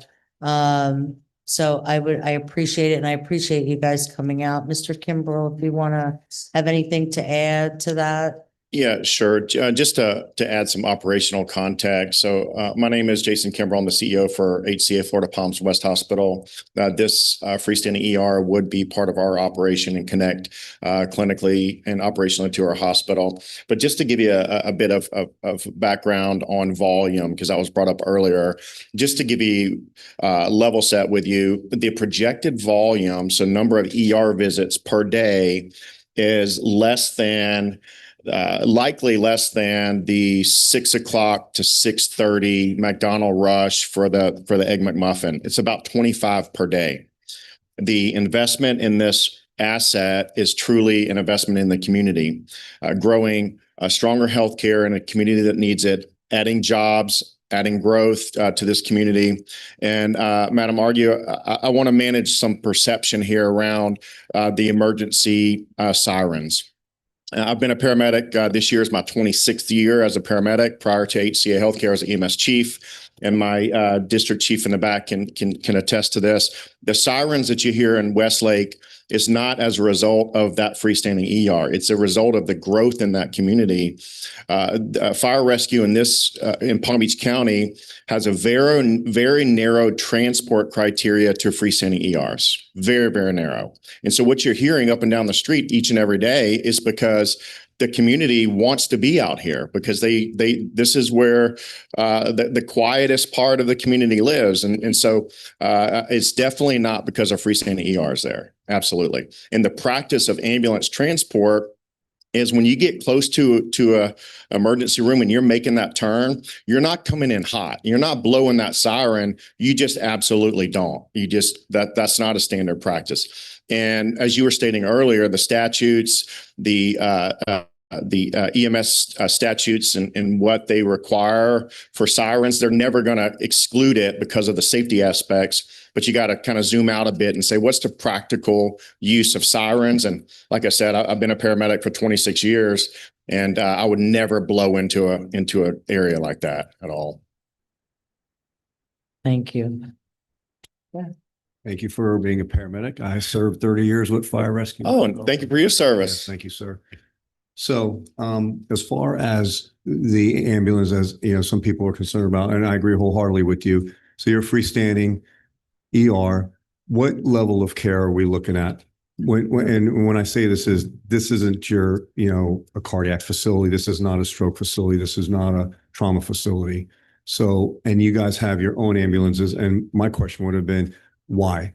Yeah. And so if you could just hit on those real quick. Yes, a great question. So this ER has the same level of training as my main ER attached to my hospital, board certified 24/7 emergency room physicians with ER trained.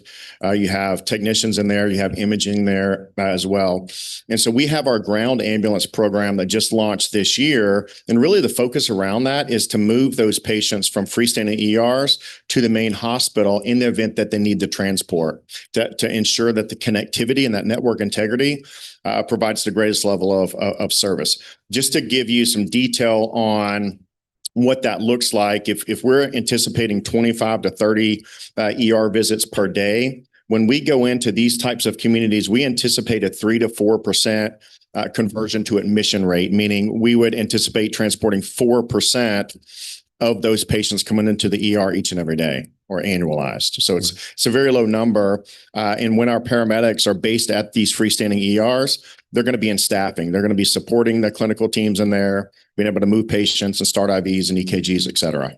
Will you be transporting out of there? Let's say somebody walks in with chest pain. They're not trained. Obviously, chest pain and things like that probably aren't going to come to your facility via fire rescue, but somebody walks in. Who takes the transport from your hospital? Do you call fire rescue, or does your own ambulance remove from there? Yeah, I mean, another great question. I mean, we would have those assets there specifically to keep the 911 resources in the community. That's the why behind the investment.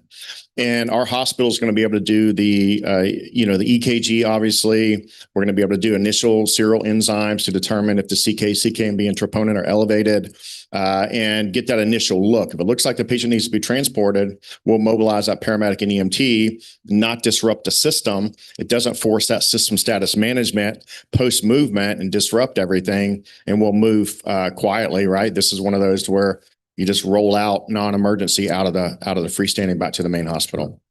So to address Ms. Argy's comments about the sirens and all that stuff, 99 times out of 100, you're not going to see an ambulance come in there, code 3, that's like in sirens. You may see one pull in the event, let's say your ambulance is unavailable. Somebody needs to be expedited stat to a cardiac facility. You may see one of your ambulances do, or even us do a facility transport for something like that. But it's going to be very rare.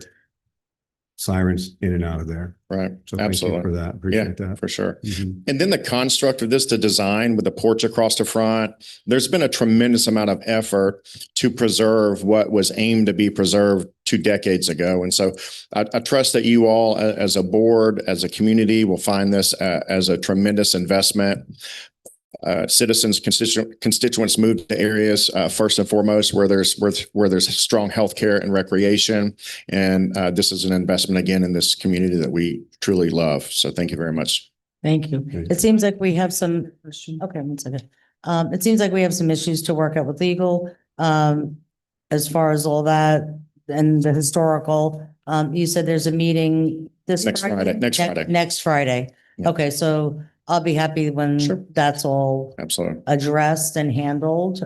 We can move past that because that's really what our say is, although these comments that you're hearing are very important. They're very important to the community. Sure. So thank you for pointing out that ambulance is going here, because it sounds to me like fire rescue is likely going to go right to the hospital. Right.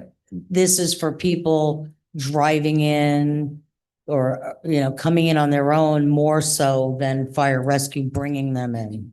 100%. Now, when your ambulance leaves, so if your ambulance is going to transport from this ER to the hospital, will they have sirens on? It depends on the scenario. I mean, Okay. I'll tell you, when I was an EMS. Go ahead, I'm sorry. Yeah, I mean, when I was an EMS chief, anytime that you can go without lights and sirens, the better, because there's a higher probability of intersection crashes. And so that's what we aim to do. Those that have been in the business a long time can tell you there's no way to predict the probability of leaving hot, if you will. But we're going to always be respectful of our neighbors in these cases. We want those around us, and I appreciate the recommendation on knocking on the contiguous neighbors' doors, and we'll definitely commit to that level of engagement. But we're going to be great neighbors like we are everywhere else that we provide services across Florida. And then I would anticipate everything is going to go west to Seminole Pratt and then south down to Southern. right? It's not like you're gonna go, I don't foresee the ambulance going Right. east. I mean, is that? I don't think so. I think the route you projected is likely if we plugged it in Waze now or maps is going to be the fastest Straight route line, and probably the fastest. safest route. Right. We don't like to go through, when I say like, I'm putting on my EMS hat now. EMS fire does not like to go through residential areas going from point A to point B, be in the hospital through residential if you can help it. Obviously going through more wider lanes is much better, well lit as well. Thank you. So your HCA, that's Palm Beach, Palms West. Right. And do you have one in Gardens as well? Yes, ma'am, we do. Is it Gardens Hospital that's HCA? No, ma'am. So HCA in Palm Beach County is JFK North, and Palms West Hospital. HCA is arguably the largest healthcare delivery system in the world. We have 51 hospitals in Florida. And just from Lake Okeechobee down to Miami, we have 14 hospitals. The freestanding you're talking about is right across from, there's a church right there. Family Church Gardens right there in that in that plaza on PGA right by Fresh Market, and you'll see it's subdued. You don't even know it's a freestanding. So I just want to be clear. There are times when you are transporting somebody from the hospital, from the emergency room to the hospital, that has come into your hospital. Let's say they had chest pains. While they're there, you determine that they're having a heart attack, or they had a heart attack, or they had a stroke or something. Now you need to get them to a hospital. And that would be the time that you're using your sirens.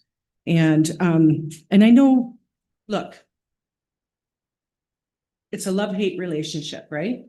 Because it's necessary. I've used the Westlake ER and it's excellent. But I also have had to live with the sirens from when they're transferring, and they are in fact transferring from the Westlake ER to Westlake or Wellington Hospital, okay, with their sirens on going down Seminole Pratt. Now, maybe that doesn't seem like much, but it is a lot in a residential community. So, and I also understand it's a necessary evil, but I want to clarify one thing. Were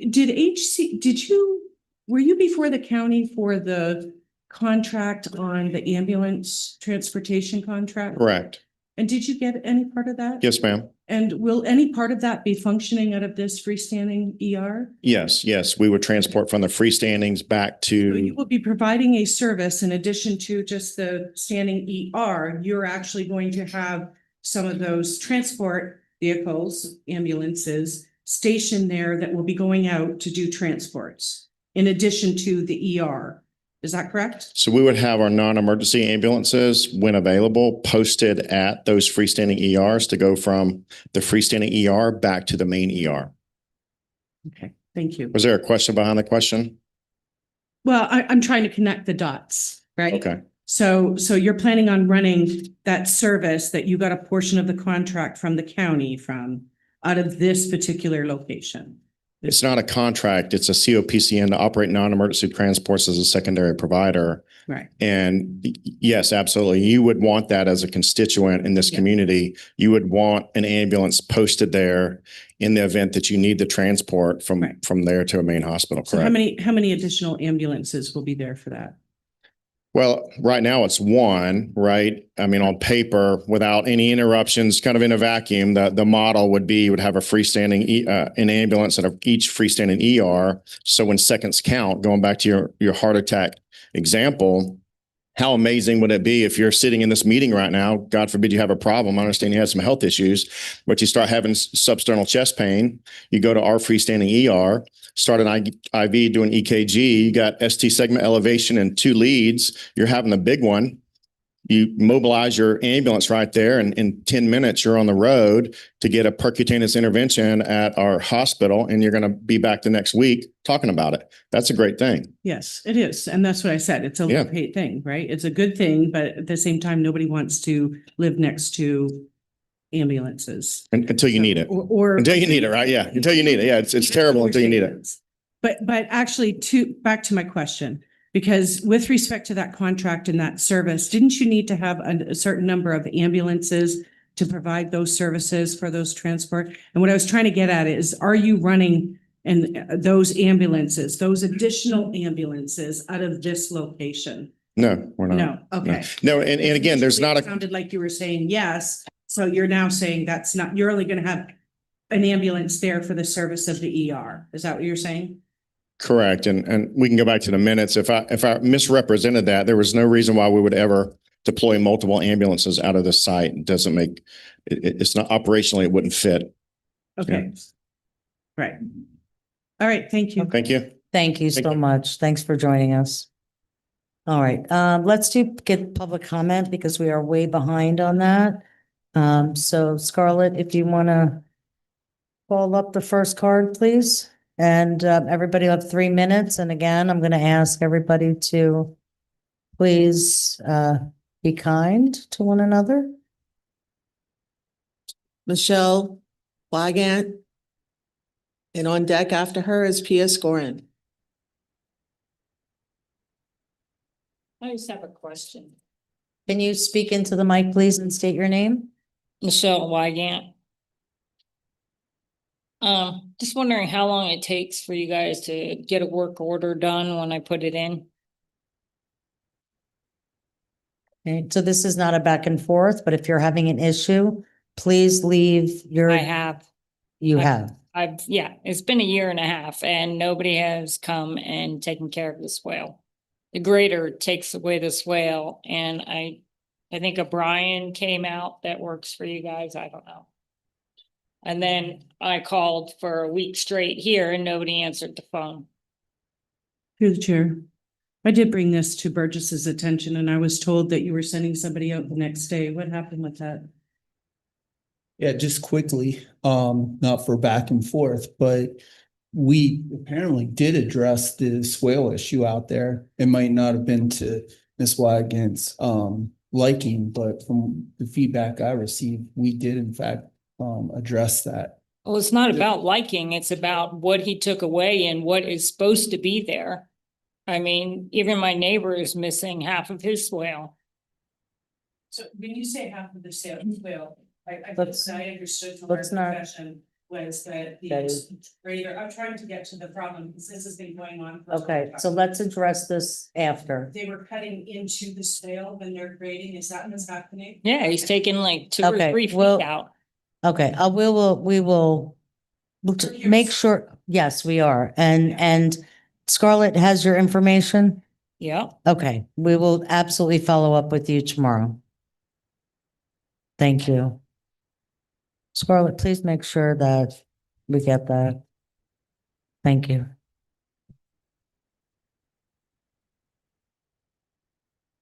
You are next. Hi. Back again. Hi. Name, please, for the record. Pia Scorin, Orange Grove Boulevard. Thank Good you. to see you all. Wishing you all a happy holiday season. Same to you. I watched last week's meeting video and it was important to thank the staff and volunteers and sponsors and vendors for their contribution to the Halloween event. Very important. That was a good thing. Thank you. But I was surprised by the board's response to a homeowner's request for a financial accounting. It's not all about the party, guys. The board set criteria that the event expenses be 100% covered by sponsors. Also a good thing. Did it happen? We don't know. I think it's an important question and one the board would want answered without anyone asking. Regardless of whether the criteria was met or not, I think it's the board's responsibility to know and to communicate that information to the public. Since when is a homeowner asking for accountability a bad thing? It is not. If we didn't meet the board's goal, no one gets crucified. A little seasonal reference. That is not the objective. We learn. We move forward with more information. As a homeowner, I am formally requesting a financial accounting of the Halloween event. When can this community expect a report? It would be a good thing. I know you're not answering. After reading the recent Town Crier article, let me give you some perspective. Homeowners, and as far as I know, our Community Homeowners Association, the Acreage Landowners Association, have no axe to grind and no political agenda. We are involved because we care about our community. You may not always agree with us or like how we say things when we're passionate about them. But you should understand that we are members of your community asking the ITID board to keep us informed and to be accountable to our community. The board should see that as a good thing. Thank you. Thank you. Elizabeth McGoldrick. Good evening. My name is Elizabeth McGoldrick. I am the current president of Acreage Adult Softball. Tonight, I'm here to speak with you about separating from AAL. Our league has a very strong relationship with ITID. We communicate consistently and we follow the rules that were established, and we truly appreciate the support that has been given to our teams and our community. Your partnership is what allows us to run this league safely and responsibly and professionally. I'm here tonight because the AAL Executive Board has repeatedly failed to provide basic support or function that our league needs to run. Our league operates entirely on its own. We manage our own schedules. We communicate with all of our managers and all of our players. We maintain our own rules and discipline procedures. We communicate directly with ITID regarding our field conditions and concerns about the fields. And we also coordinate field usage and carry our own independent insurance policy separate from AAL. A year ago, we approached the previous ITID board and asked to be separated from AAL. At the time, we decided to remain under the AAL umbrella and continue to try with them and forego a partnership.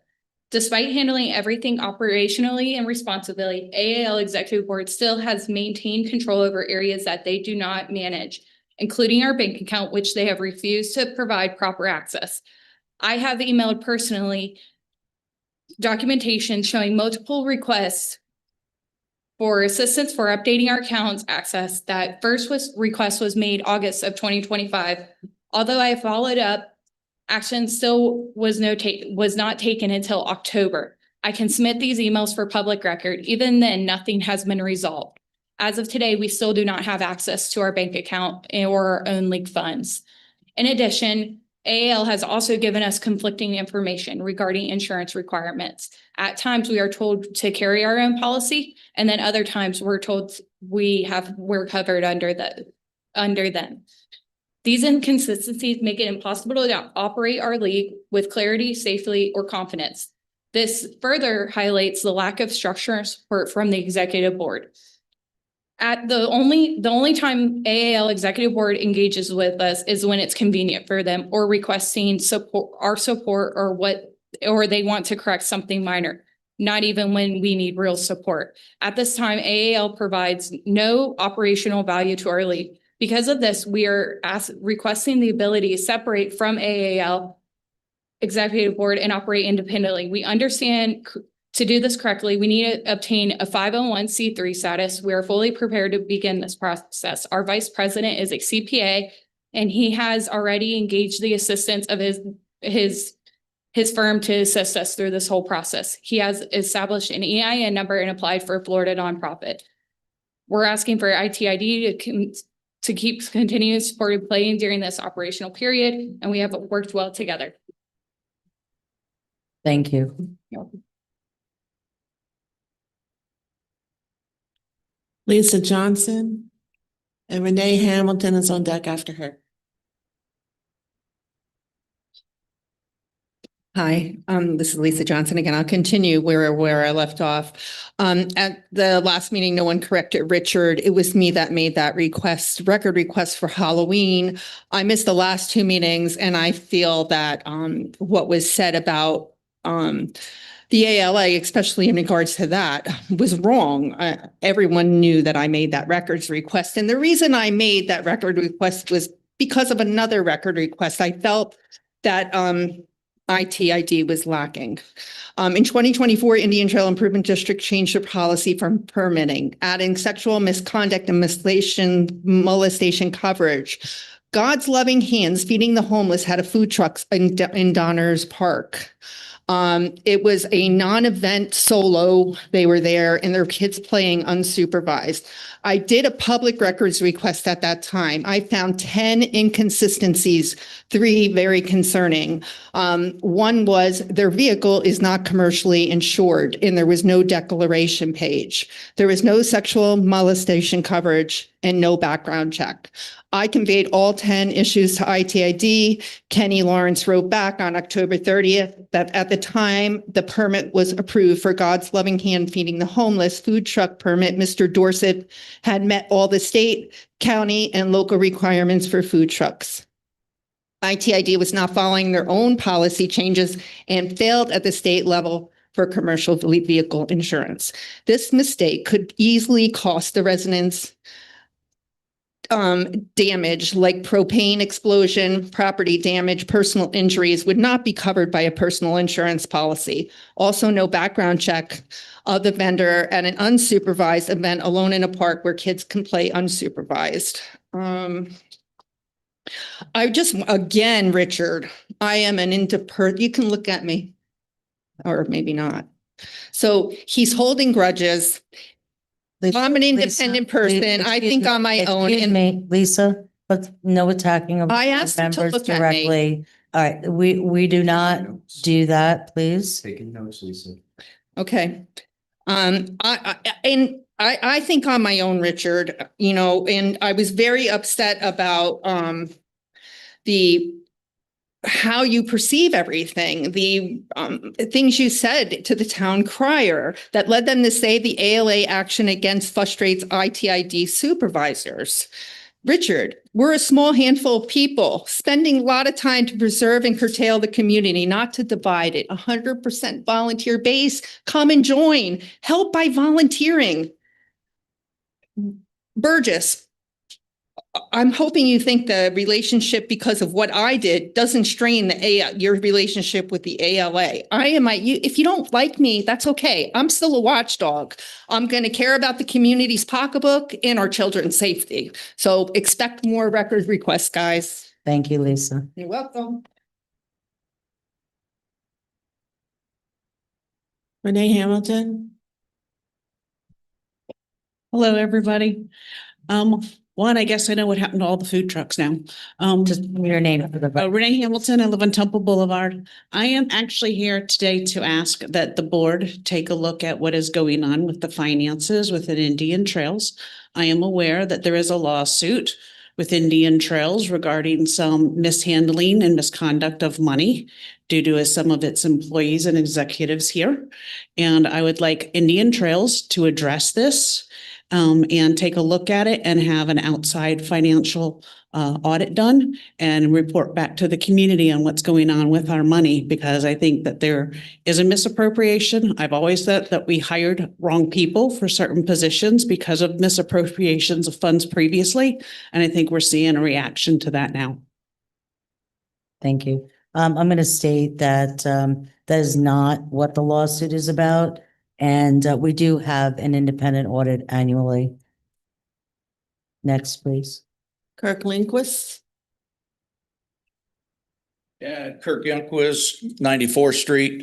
I want to start off since Burgess came in the office, our budget's gone from 12 million to 20 something, plus we use our reserves. So what are we at, 29 million? All right. So at the same point, let's see, Burgess, there are the same allegations that were alleged when you lost your job. Excuse me. No, don't interrupt we are me. we are not here to attack staff. I stated that earlier. Hey, you want There the law? is So no, one of your own employees is going after him. Okay, It's in a and lawsuit. it's not- The community doesn't need to know Through it. the chair. And don't interrupt my time. If you don't like my minutes, then just Laura, listen. go ahead, Laura. Through the chair, yes, if I might, well, this is public The comment. and allegations from certainly Deerfield Beach. The lawyer is speaking. Please wait. While there is public comment and the public has the ability to make whatever statement they so choose, I would remind the board that there is pending litigation and that the only thing filed in court are allegations, and the board should not comment on allegations that have not been proven or vetted through the court system. Okay, they were allegations. Thank you. And at the same point, was he not asked to resign from Deerfield Beach under some of the same allegations? Where'd the lawyer go? But She's on you know, Zoom. I'm just saying the I'm- budget, I'm you right know, here, you can't. and they're not going to comment. I know, I didn't ask for them to comment. They usually tell me they don't speak. They said in that. So I'm just saying, can I just say, Kirk, I even wrote it we down do so I have a didn't go rule- on. We do have a rule that you do not attack board members or staff. So if you want to provide didn't your, attack 'em. if you want to I provide just your said comments, just what's- do it in a neutral way, okay? I said Burgess. You said names, lawsuit. don't say names. It's on the, okay, I guess, a director, I'm sorry. You know, and I think he should have to resign. And what's the allegations, misuse of monies? He needs to be terminated with cause, allegations of improper spending of our money in excess of what the board have approved. He needs to get, termination with cause, allegation of misuse, authorizing. Y'all make me mad, but alleged against a whistleblower. That, the whistleblower. Let's see what was required. The board, the board knows about this stuff and should have to, and go after it. It's y'all's fault. Nobody's looking at it. At the same point, I asked, write down all the roads were milled. I said, I'd like to get my elevation. That should be a simple thing. What's my elevation on my roads? Since you're all going to the county, we ain't going with the bell. You've been interrupting me. But with the county, now the county has everything's 18 inches above ground. If you go to build anything. So is there a standard for an elevation? And then all of a sudden I understand the board says the Palm Beach County says no more 3 driveways on a corner lot. So you guys say, okay.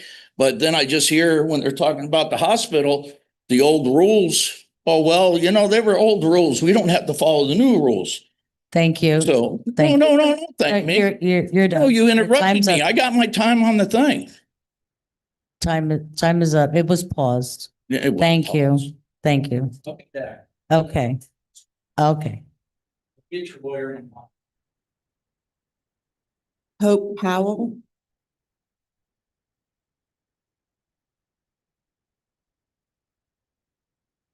Hi, good evening. I'm Hope Powell. I was the parade marshal in last weekend's parade. I wanted to thank Indian Trails for your assistance in getting everything going. It was an amazing event, very happy. And I just wanted to share a quick perspective. As an active community member and volunteer, with over 60 groups that participated and the smiles along the sidewalks, it showed how much our community truly values events like these. And I'm more than willing to help, and many others are too. But large community events can't safely or effectively happen without some structure, oversight, and the guidance from ITID.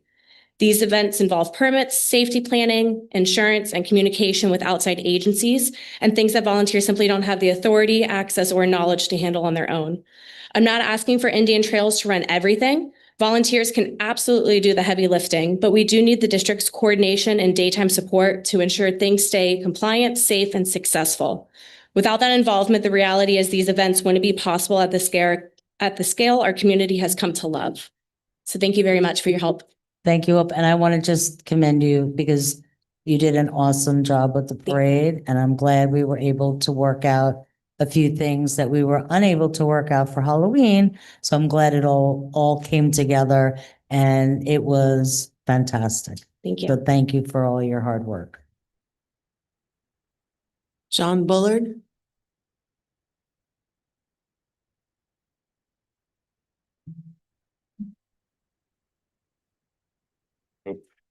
How's it going? I'm John Bullard. I just want to echo what was said just recently. I was a driver in the parade. I spent time walking around after the Christmas parade, seeing all the faces. the community truly enjoyed what happened. Without the events like this, I don't think the families, smiling kids, and the community would come together as such. What really stood out was the teamwork between the volunteers and the ITID staff. The combination is what made everything run smoothly, feel safe, organized. Volunteers are happy to help, but without staff involvement,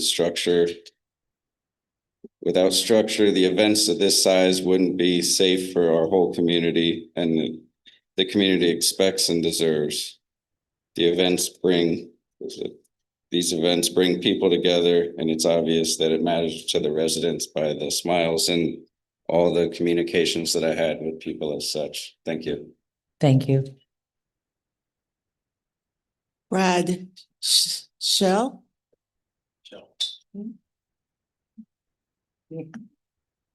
Good evening. Next. Brad Shell. I live off of Hall and 77th. And I'm here to talk about some of the stop strips coming up to the stop signs, particularly the one on Key Lime at Hall going eastbound. The stop strips are basically not there anymore. You're talking about the rumble strips? Yeah, the rumble strips, yeah. And there's been several accidents. So I don't know, is there a do you guys know how many accidents there are in the district? Yeah, we get that report. Okay. And what happens when there's a lot of accidents at a certain intersection? Is there anything that happens? Do you look at those numbers and? We can't really have a back and forth. So what I will ask, if you have questions like that, just make sure Scarlett has your information and I can get with you tomorrow. Okay, great. All right. Yeah. Continue, or yeah, that's fine. Yeah. There's been several accidents. I live right there. There was, in fact, my wife today, just to show you how easily you can run this stop sign. It was actually a PBSO officer blew right through the stop sign there. I'm assuming that they probably pay a little more attention than the average person does when they're driving. So you can see how easily people are running through this stop sign. I've seen an accident there at least once a month since I've lived here. I moved in about 4 years ago. I've been calling for about a year about these rumble strips. And I was just informed last month that I had to come to the board meeting for anything to be done about it. That's what Terry in the office told me. So I'm here asking if you guys can look at those rumble strips, especially the ones on Key Lime. It became a little personal to me because my mom got T-boned on Hall and Citrus Grove about 3 months ago. So there's definitely a problem with these two-way stops. I don't know what can be done about it, but I think something needs to be done and we need to analyze how many accidents are actually happening at these two-way stops. Thank you. Thank you so much. Supervisor Vassalotti, you could sit down. We're not gonna have a back and forth, but Supervisor Vassalotti asked if he could address this. Please. Mr. Shaw, thank you for this. Since being on this board, that was my main goal, is to enhance the safety out here with these intersections. I worked for fire rescue for 30, my last 15, I was right across the street here prior to retiring. I saw some of the most horrific vehicle crashes you can ever imagine in our community. And we've had meetings with the county. We're waiting on the county right now. And I feel like we're really close to making this community a lot safer. And we're looking at four-way stops. And at many of the intersections, there was a study that has happened that back in 2020-ish ended, and it did say, yes, we have a problem out here, in a nutshell. So we're working on that. We're close. And yes, we need four-way stops. We can address the rumble strips. And the whole idea obviously is to make this community a lot safer. So we're getting close. So I appreciate you coming up here and talking about that. Thank you. And if you want to discuss, any more, you can get my number and I can talk to you about, some of the stuff. Yes, sir. I was gonna say you should maybe write a letter. Maybe you guys can coordinate and get a letter written. You can write a letter in support so he can submit it to the county commissioners with his valiant effort. Thank you. Scarlett? Oh, that was it. That's it. Okay, excellent. All right. Moving on to supervisor business, item 9. Michael? Supervisor business? Task force? No, the Anything task exciting? force was just updates. We're in a drought. There's some, there'll be stuff coming forward. They're adding another meeting. I think there's another one December, so. As far as that one goes, it's countywide. And I do go to those because if you don't go, you get kicked off. Yeah, I was at that other one and yeah, we're looking at some serious drought over the next Yeah. 50 years. Mhm. So our water is more crucial than ever. Richard? Sure. So I just want to run something by Halloween and our Christmas event. Halloween was a great success. Christmas was a great success also. As a board member, one of your jobs is to go around, meet the community, talk to people, shake hands, get some positive or negative feedback, and move on with that and bring it to the rest of the board and staff.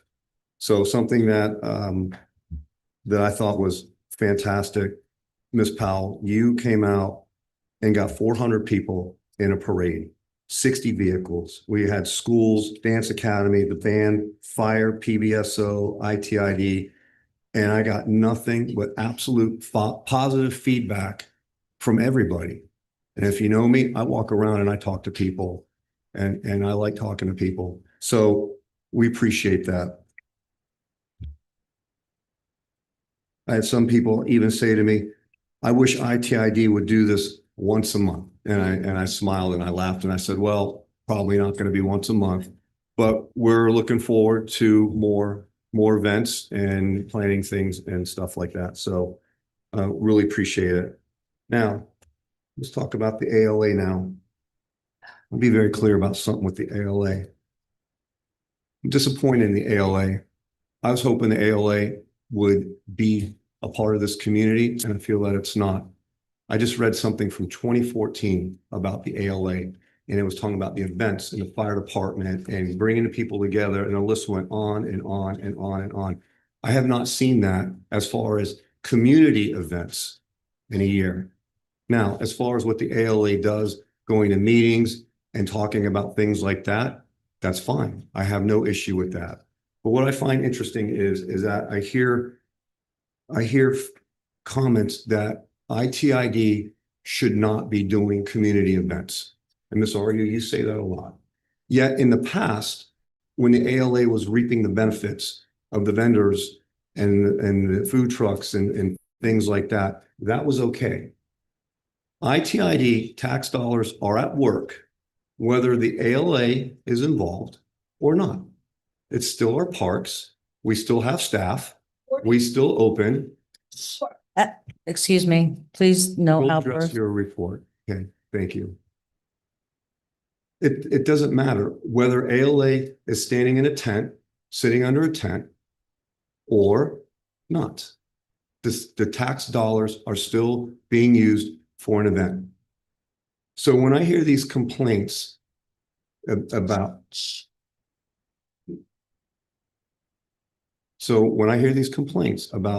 ITID should not be in this, doing these events, I wholeheartedly disagree because I don't think the ALA has a stable board right now. I don't think a word I just heard, I don't think there's structure in the ALA. I really don't.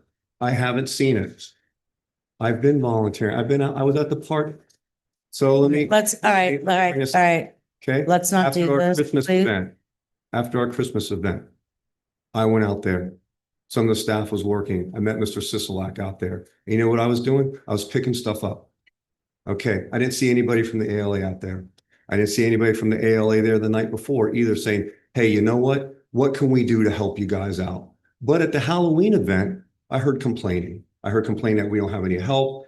And here's other complaints I'm hearing. I'm hearing from sponsors, they don't want to donate anymore. I'm hearing from food truck vendors, they don't want to be involved with you guys because they're tired of the way they're treated, the way they're spoken to. I asked you months ago, like, Pia, you're laughing at me right now.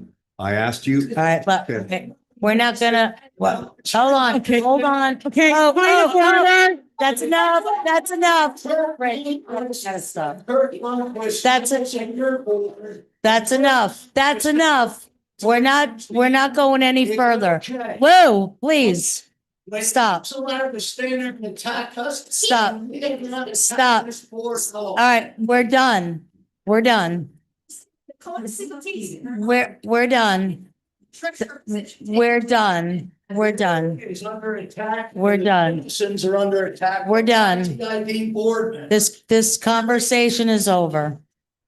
All right, okay, That is correct. that's enough. All right, are you guys gonna settle down? Okay, so, all right, okay, I'm gonna say this. Finished, yeah. You, the attack, all right, and as did you prior, and I let you go. We're not gonna do this. Pia, don't make faces at me, please. That's It's a one-on-one conversation with this conversation, stop. This conversation should be made outside of this boardroom. All right, that's enough. That's enough. Rich, wrap it up. Let's not. You guys say so. Are you gonna? Basis. Quiet, please, please. Last thing I want to do is have anybody removed for disruption, please. Okay? You guys sit here and talked about him, directed it at him. I didn't say you. Please don't. Please, you're arguing with Can you me. please move on? Yes, thank you. And I don't think it's appropriate that a supervisor be attacking members of the public. And the public shouldn't be attacking. So I think if they're. All right. I want to have a topic on the agenda, then let's add it onto the agenda. Not now. Opportunity for everybody to talk. Okay, so I've waited for the ALA. The ALA was supposed to reach out. I'm here for the community. I was voted in, and these are things that people have said to me and talked to me. Apparently, they're not telling you, or maybe you guys might understand. Okay, so as far as the events are concerned, I think the funding, as we had a consensus on, the food trucks and the vendors go back to the district to offset taxes. And if you guys want to come out and volunteer and help out, great. I would love that. And I was hoping that this would be more successful for you guys, but the membership is way down. The sponsorship is way down. And as far as the public records request is concerned, I know that was from you, but the response back went to the ALA from you. And we wanted ALA's input and we were denied. That's all. It was a co-sponsored event. No, you cannot. No. It is true. All right, we're not gonna, Question was. we're gonna drop this. So go back to ALA. We're gonna drop this It was because, in the email. all right, A that's, response from let's the ALA. stop with the. So anyways, Please, Rick. Public comment has closed. Yes, we're No, done. No more done. public comment. And Thank I'm you. wondering, why are we Thank not you. on supervisor business in the selection committee according to the agenda? We are on supervisor business. It says selection committee, so. No, that's after that. I have to recess the meeting after supervisor business. All right, when are we having a break? so I'm gonna finish. As soon as I'm gonna we're finish. done with this. Okay. So I hope you guys come out and volunteer. I hope you get membership, but as of right now, the vendors and all that money is going back to the district and we had a consensus on that. Okay, all right. I'm not. Next, thank volunteering you. in LA. I'm volunteering pretty much Okay, right here. Patty, I'm doing a lot. supervisor business. All right. Done. Patty. And volunteer behavior. My time to talk, but if we're gonna keep public comment, I think that somebody needs to be asked to leave. Because I think it's enough. We've given you guys plenty of chance. We have given you plenty of chances to stop talking and you continue, and it's disrespectful. Be respectful of the quorum here in no, you're not when you're still talking like you are Okay, right now. this has to stop right now. This has to stop, please. Patty, go on. Thank you. I too attended the Christmas. I didn't get to attend the Halloween event, but I've heard some great things about it. I will say that I loved seeing the amount of people in the parade. We were in the rear of the parade, so we got to see the amount of participants. It was great coming onto the roadways and seeing spectators right out of Citrus Grove Park down to 140th, gathered at 140th and Orange, and all the way into the park and waiting in the park. So it was a great event to see people out. You know what was nice was that people didn't have to drive east, especially within our traffic that we have nowadays. So it was great to have this event here. The staff did a wonderful job. I wish Kenny was here to commend him and Miriam, Jeff, the park staff that was there that worked endlessly to get this set up. They did a wonderful job. Miriam, the amount of time that she spent on the decorations and painting, she did a wonderful job. I don't know how she has the time. I think she did a lot of it on her own free time. And I think, we had a lot of staff that donated to this event to make sure that it was taken over and done properly. And we had a great DJ there. He was having kids participate. We had vendors there that were selling. We had great food trucks that were busy. We had characters. And what was great was it was throughout the whole park. It wasn't condensed to one small area. It was throughout the whole park. And everybody got to see. And I'm very excited for when the turf field is done and we can move some of those items closer or even add more items to the park to make it more continued. It was a very exciting evening. I was really happy to see so many happy people. I did not get any negative comments either. I got a lot of people that were hopeful that we have more events. I had quite a few people come back to me and ask for concert events. So hopefully we can start rocking and rolling on those and make our community happy. Thank you. Wow. I guess if you've never participated in events that have been hosted since I've been involved in this community, we've had lots of events that have been great, lots of people, great parades, great events.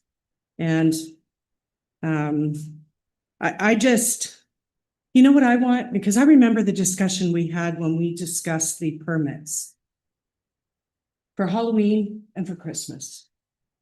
And I was going to let this go. But after hearing what I heard tonight, I'm not letting it go. Okay? We had a discussion about the fact that in the report from staff, it said there is no financial impact to the district. And that any costs would be covered by sponsorships. Okay? And I requested a date certain. And apparently when that date certain came, Bob Morgan was advised, because he said he wasn't doing anything until there were enough sponsorships to cover what the expenses were. And he was advised by staff that there was sufficient funds to cover the costs. Now, one of the things that I brought up in those meetings is that the costs includes our staff time.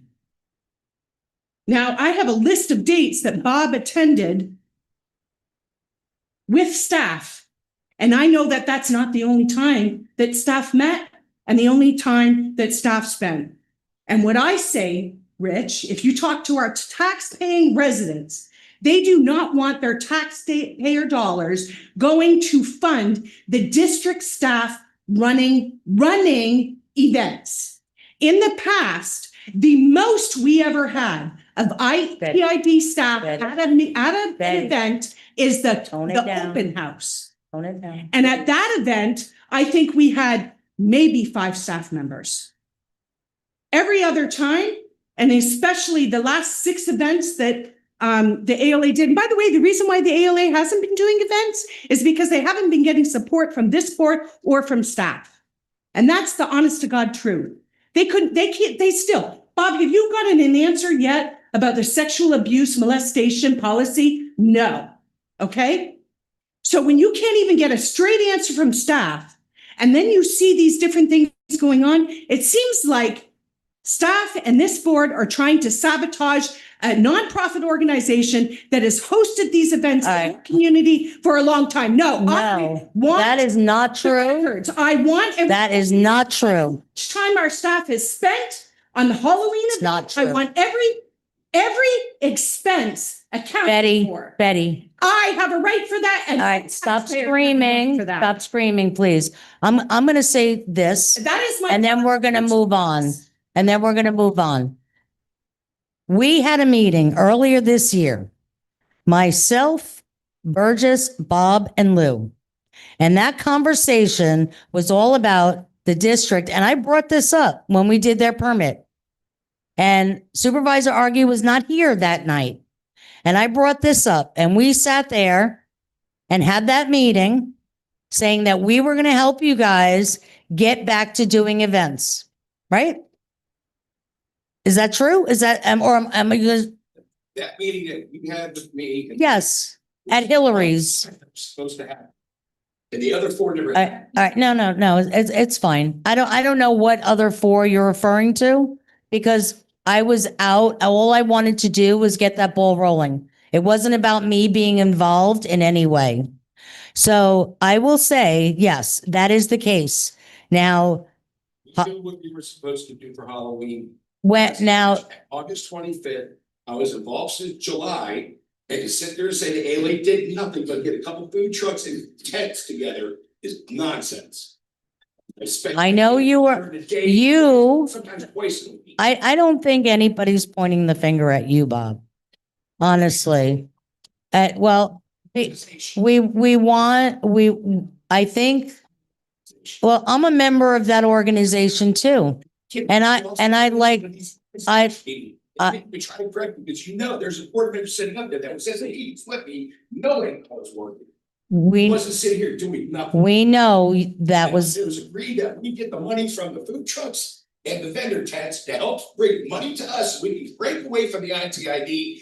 And I tried to give you a list of costumes, registrants that we weren't even supposed to do. We couldn't talk to the community because we were taking registrations for costumes. I tried to get the two.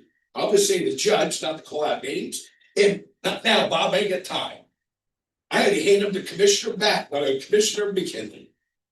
That's why. are you saying I turned away? Said, not now, Bob, I don't have time. I tried to hand you the list of the registrants for the costume. You started the whole thing. And ALA was not even supposed to be involved with that. And we spent our whole night. The only, Madam Chair. yeah. If the gentleman is speaking, he should come to the mic. Okay, come to the podium. And he's speaking because you invited him to speak. Yeah. First of all, The ALA was not supposed to be doing registrations for costumes, and that's all we did all night. That's why we. I don't know who arranged that, and I can't Nobody speak did. to that. Nobody arranged that. All I was supposed to be doing was the pet costume contest. And when my sheet came up from my organization, that was a sponsor, and I had 4 lists on it, but I had 25 people or however many, and the people with numbers, I didn't know anything about you guys also doing the registrations. So there was definitely a break in the communication chain with that. I had nothing to do with the people costumes. We didn't either, but we were doing them. Well, I don't know, and I wasn't at those meetings. And again, we're arguing over something that we shouldn't even be arguing over. No, you all did exactly what they were telling me was going to happen. ITID is trying to hijack the events. And I said, no, they're trying to help us. They're trying to help us get money in the bank. And then we get lied at publicly in the press. And not even lies. And not even recognized. And ITID causes problem for us not being involved with Christmas because I am not going to be turned away when I'm trying to help. I had to give the Commissioner McKinley. Because you turned me away when I tried to give you. Commissioner McKinley was the judge, and if I was doing something else. You were sitting right next to her. Okay. The list of the okay, and we were doing the other contest, so I didn't take that list. Pets. You were trying to say we had a lot more pets involved. Okay, this is not anything that we should be arguing about. Exactly. Over. What are you talking about? Yeah, we're done. Madam Chairman, this is clearly a disrupt. We're moving on. This discussion does not contribute to the orderly function of You're the meeting. absolutely correct. All right, I am going to move on to my supervisor business, and I think the biggest thing to discuss is that the data center was postponed. This is an AI data center. It was brought up about 10 years ago. There's a lot of non-disclosures. There's a lot of information. Things have been going on over the past months and years that has been happening behind closed doors, and they were trying to slip this through and push it through. And the residents came together, and today it was postponed. That doesn't mean it's over. This is just something that we're going to have to keep an eye on, because this is not only going to affect the residents of Arden, this is going to affect all of us. These things should not be within 25 miles of a residence. There is proven scientific fact. I've spoken to people that lived where they put these data centers, their property values tanked, their quality of life tanked, electric went through the roof. They have no plan yet on how they're going to power or cool this system. Fire rescue was concerned about it. There's no way to put these fires out with these batteries. This is a very serious issue.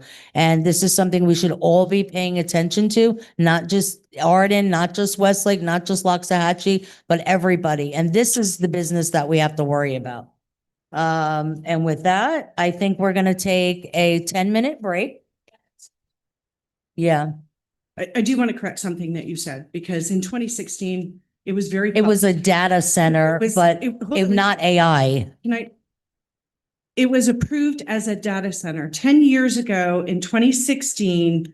What was a data center, what anybody thought was a data center, was like a call center, a computer storage. And at that time, 10 years ago, cloud computing storage was the up and coming thing. But there was something else that happened.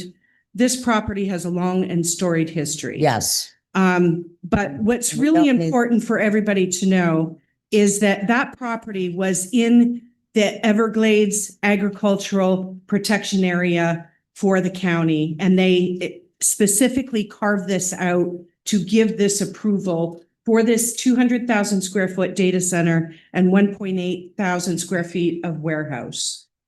And now they're coming back, as developers always do, and they're trying to make subtle changes. And I suspect we're going to end up with something that is completely, well, obviously there's a big difference between cloud computing storage and AI. And the county does not have anything in the ULDC, so this is what's really important. Governor DeSantis today put out an announcement regarding a bill, and you all should go look for that statement and that bill, but also contact your congressmen and your senators to support that bill, but also read it and find out, like, are there other things that need to be put in there? Because I looked at it quickly. It looks like a Bill of Rights, and a Bill of Rights means nothing without giving some teeth to the local government, because what's been happening is that the state has been actually taking the authority away from local government so that they can't enforce certain things. So it's all well and fine to say we have a Bill of Rights relating to AI, but that Bill of Rights, if the county can't then do anything because their hands are tied, what do you do with it as a resident? So I think we need to. Everybody needs to pay attention Yes. to everything that's going on in Tallahassee. Because it all ultimately affects us. So Is this my supervisor business, or we're going to do it when I come back? you said your whole thing about the ALA, and then I went. That wasn't, I was responding. That was, all right, well, we'll do it when we come back. Let's take a 10-minute break.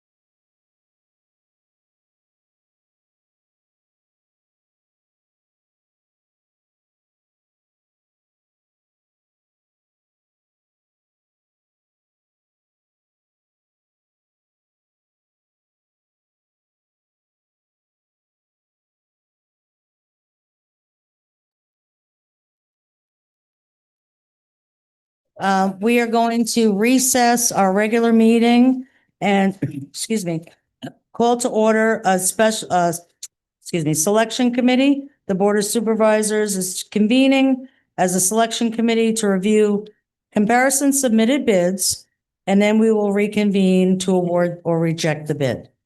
Mr. Hanson?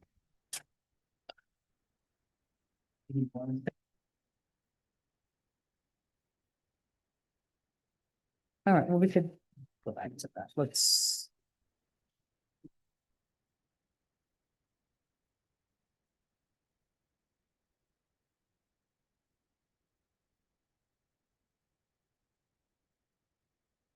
Through the chair, are you ready? Yeah. Yeah, okay. Yes, thank you. I'm good, yeah. Okay. Yes. So this, we're asking the board to sit as a selection committee to review the bids that we received for Coconut Park. If you recall, approximately a little over a year ago, during Hurricane Milton, Coconut Park was severely damaged by the tornado that was associated with the hurricane, causing severe damage, especially with the tree canopy and other things. So tonight, as the selection committee, you'll be reviewing that. Staff did review it. We are recommending to the selection committee that you go with the lowest bidder, Ms. Cantley and Mr. Sisolak did review that, did talk to the references as well. And so therefore, we're making that recommendation. Additionally, this is also part of a reimbursement through FEMA. So we have to make sure that we follow all the proper procedures for this. And there is a timeline, which is why we're asking for such a quick turnaround. And that timeline is not dictated by us, but it's actually dictated by FEMA. Thank you. Madam Chair, could just contribute to that? This is a bid, not a request for proposals or request for qualifications. And therefore, your choice is either to award the contract to the lowest qualified bidder or reject the entire process and start over again.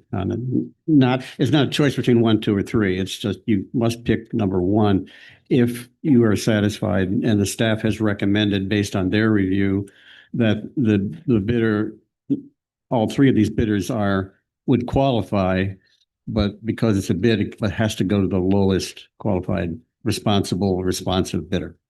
Okay, thank you. Yeah. Through the chair.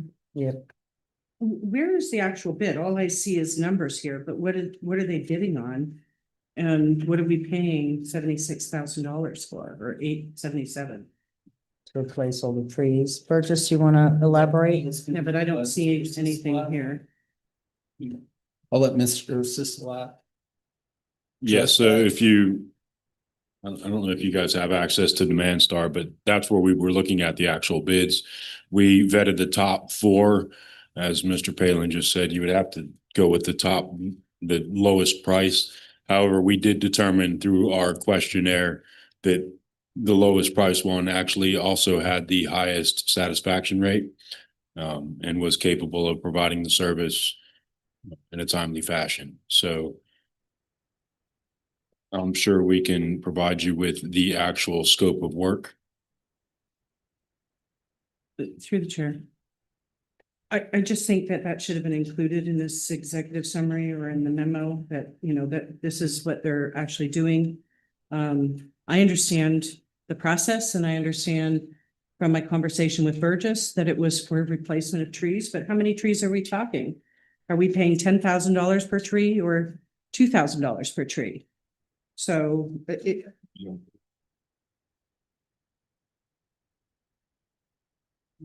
well, it's just nice to know what we're approving in the bid and what the expectation is.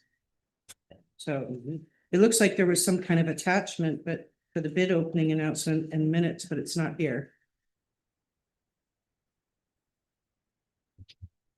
To the chair.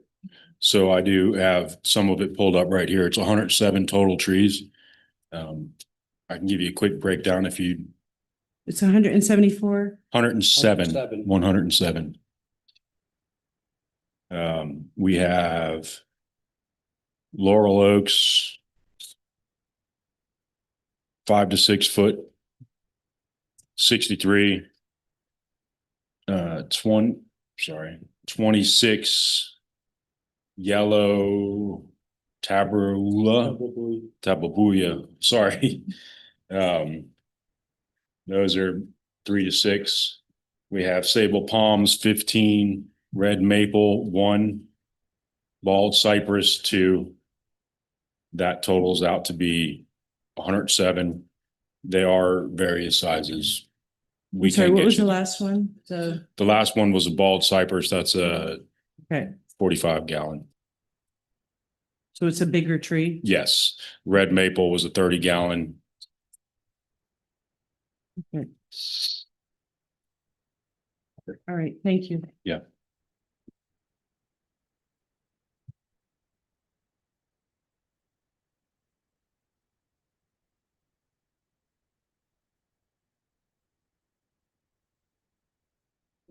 Any type of. Yes, through chair. So yes, they come with a 1-year warranty. They also come with irrigation system that's part of the bid for each of the smaller ones that absolutely need it. There's no Is it fertilization. gonna run up from the water in the lake? No, we already have irrigation at that park, so I don't see that being an issue. We may need to make some adjustments as far as zones go, once you add that many different, Right. So do we have a well then at that site? yes, we do. Okay, all right.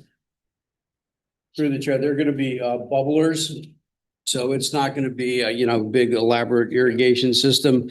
It's just a simple little bubbler that provides constant watering to the trees. So it At the also root. includes fertilizer. We were looking to replace like kind trees with the same, but they would not, with back and forth with FEMA, they were gonna give us a smaller tree and provide fertilization for them so they could grow into it, because putting those larger trees in there, once you get in there, it really escalates the price up. Yeah.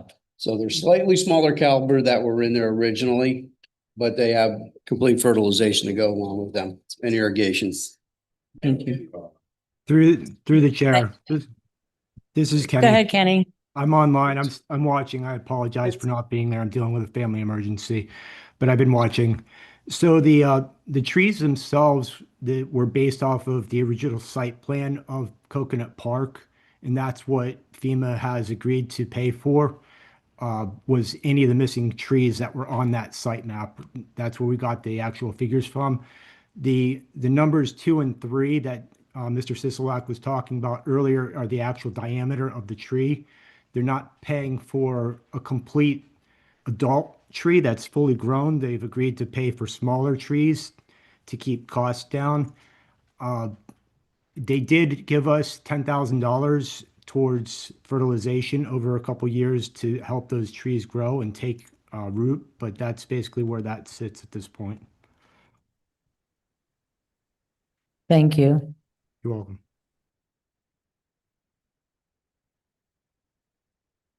Okay.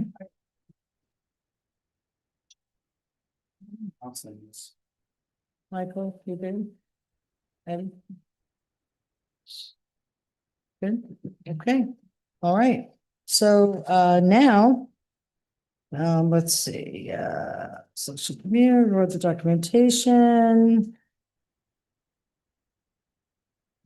Okay, now we are going to reopen our regular meeting. And we are going to now go to item 10.1, which is the bid award. A motion to receive and file the 8 complete responses to the ITB. So moved. Okay, do we have a second? It's all right. That's okay. But I think on here, it's got it all. Yeah. So receive and file, waive and award, direct staff and authorize the president to execute. So moved. Okay, we have a first and we have a second. Okay, so just waiting. Nope, it was Patty. That's second, not Michael. Oh, you were? Okay, so, all right, so Michael beat you, no big deal. Right, as long as it's second. All in favor? Please vote. See, that passes 5-0. Thank you. Do we have any cards? I didn't even. Cards on trees. We had one card, it was from Pia Scorin. All right, did she write anything? No, she just said, I wish to speak. Oh, okay. Was it on that item, 10.1? On the trees? Because I was given something she wanted to have in the record for her comments on Orange Grove, What orange? which is 10.2, I guess now. Oh, where we moved. Or is that what it is? 10.2?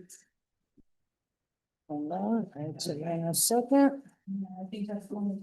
Yeah, 10.2 is Orange Grove and okay. Persimmon. All right, so I'll save that for 10.2. That was 14-1. Page 14-1. Okay. All right, very good. Item 11, intergovernmental Can we go updates. back to supervisor comments? What? What did I miss? You moved items from consent. Oh, we're gonna go, all right, But we sorry. never finished supervisor business, so can we finish that? Okay, yeah, can you? Yeah, try to be so brief. a few things that I want to follow up on. I've spoken with Burgess about, and I would like Jade to report on, is on the R3 180th. Where are we in the engineering design and the contract for that? And then on 60th Street, it's my recollection when we approved that, because it was an either or that we were going to be putting in trees, buffer, or a hedge, like a clusa or the other, whatever, cocoa plum. And I drove down there the other day and I didn't see anything. So I'm just wondering, was that part of the contract or did we forget about that? And then the other thing is that I thought there was supposed to be a sidewalk along there. And I do remember a conversation about we didn't have enough room for a sidewalk because of the swale, but I wanted to verify that so that it's clear in my head. So if you don't have an answer right now, I'd like you to follow up on that and report back to the board because it's just these little things. Further we get away from it, then we forget. You're talking about 60th and what? It's The new road. The new the- 60th? from 180th east to Mandarin? Mandarin. Okay. I Yes. think last time I was out there, Betty, it looked like there was Calusia and they did not look healthy. So they may have been. Yeah, so it was dark when maybe- I was driving down there and it looked very bare. So did we just plan it and forget about it? Or I don't know. Now, was that supposed to be in people's backyards or It on was the supposed to be on our south side, side? On the north side? on the north side of our easement. So basically in people's backyards? Yeah. It's supposed to separate from, anyway, I just couldn't remember what the status of that was and it's possible because it was dark and if they've died, I just wanted a status on that. The last time that I drove down during the day, it was not there. It was still under construction, like some of it, so. We'll check to see if they may have died because there is no irrigation along there. Okay. 60th Street, east of what is it? The portion that we maintain for the county. East of Avocado. Okay. 120 basically. So those residents along there, and we're not responsible for this, but we have a contract with the county.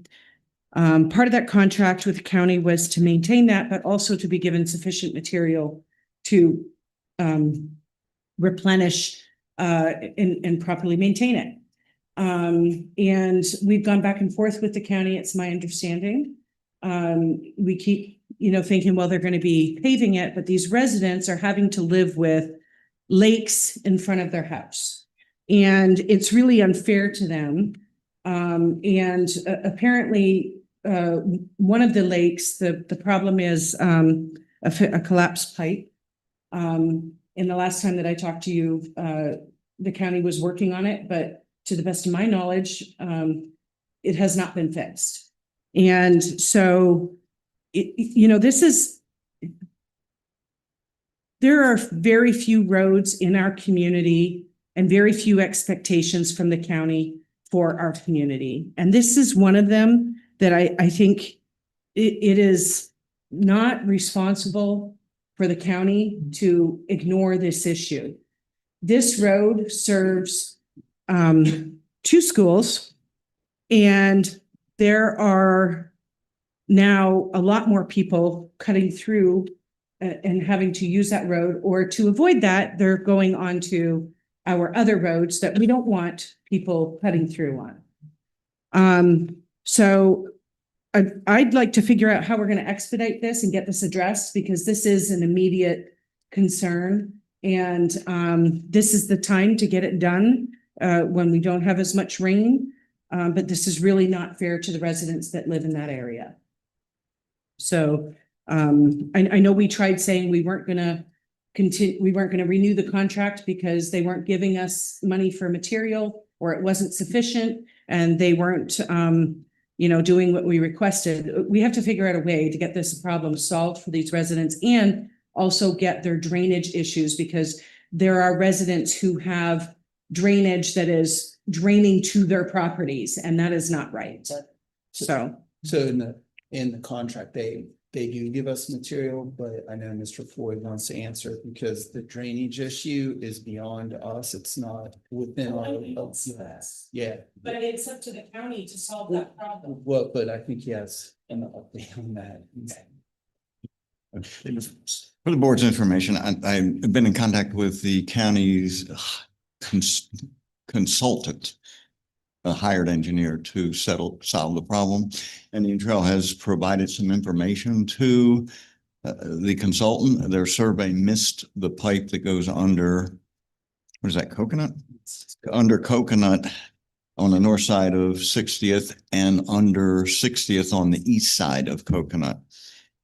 Apparently the pipes going out to drain the water to the south and east are higher than the pipes coming in. So that's going to result in some ponding. Another issue is that our roads and county roads are required to be at a certain elevation. The lots are lower than that the elevation of the road. So we can't lower our roads to solve a lot problem. So the lots are low. So the county is working on the problem. The preliminary thought was to provide some minor retention areas and swales. That will provide a little bit of relief, but as soon as you get a big enough rainfall, it won't change anything. The other factor I'll give you is that the lot on the southeast corner of that intersection is lower than the swale. So when water does drain to the southeast, it floods that lot. So there are a lot of problems that need to be addressed. The closest canals are the M1 canal, which is like a half mile away. And then you'd have to go, there's canals on the east and west, if I recall right, but they're about a quarter mile away. Doesn't the county have to purchase some lots along there anyway for water storage? So maybe they could expedite that and solve that problem first, because, it's not fair. These residents have been told for at least 5 years, and the problem has not been resolved. So. Jay, are we thinking that this has something to do with the fact that they're gonna redo the road and they just don't want to put the money into it and then redo it? And couldn't they solve the drainage issue before they do the road? That's what I just said. Like, if you gotta buy lots anyway. But can we tell them to do that? I mean. That's what they're trying to do an intermediate solution right now. The long-term solution with road plans is going to take years. Yeah. They're trying to come up with something that would at least reduce the problem. It wouldn't solve the problem, but reduce it. Thank you. I think they need to be communicating with these residents that live along there, because it's not just them, it's everybody that lives in that whole area and everybody that's going to those schools. They have to drive that. And some of those, when it's wet, some of those ponds are very, very deep and unsafe to go in with your car. So, anyway. I just would like us to be vigilant on that and follow up and ask that the county be communicating with those residents as well. Yeah. Please. Just to follow up, part of the reason why they probably cannot do a long-term solution now, whether it's purchasing property, is the funding cycle for this project. And they may not have any available funds yet, but we'll certainly talk to Mr. Ricks and Mr. Rosen about that. Thank you. Yeah, agree. Okay, very good. Thank you. All right, moving on to 10.2, which was 14.1. This was the motion to approve SP 0618 Palm Beach County, Persimmon, Orange Grove, and State Road 7 turn lanes at State Road 7 with conditions and attachments. Richard, you pulled it, so go ahead.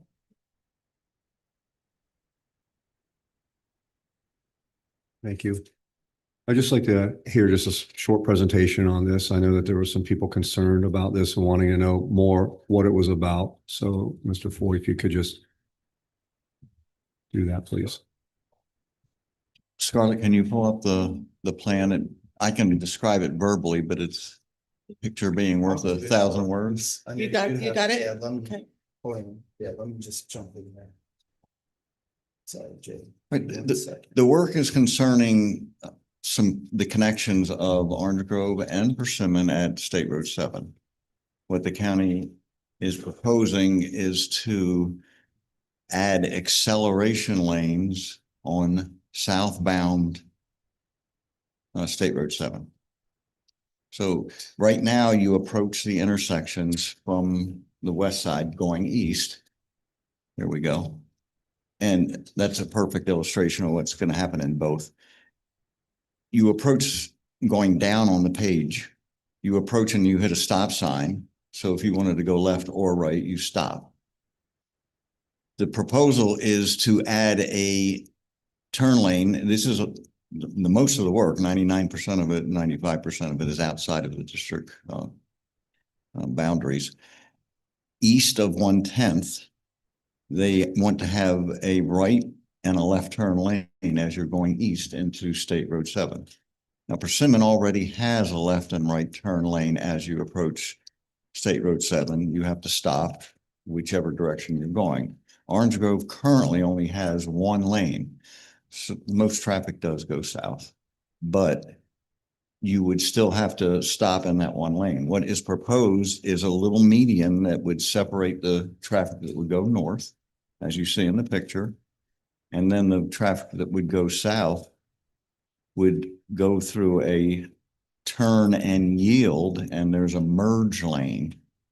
So the people going east and then south no longer have to stop, but they would have to yield to any traffic that is going south on State Road 7. So it is thought of by engineers, traffic engineers, to be a safer condition to merge into traffic rather than to stop and try to pull out when you've got, I know the speed limit's 45, but let's be realistic, of 55 at least, people going down that road. And when you start from a stop, it takes a little while to accelerate.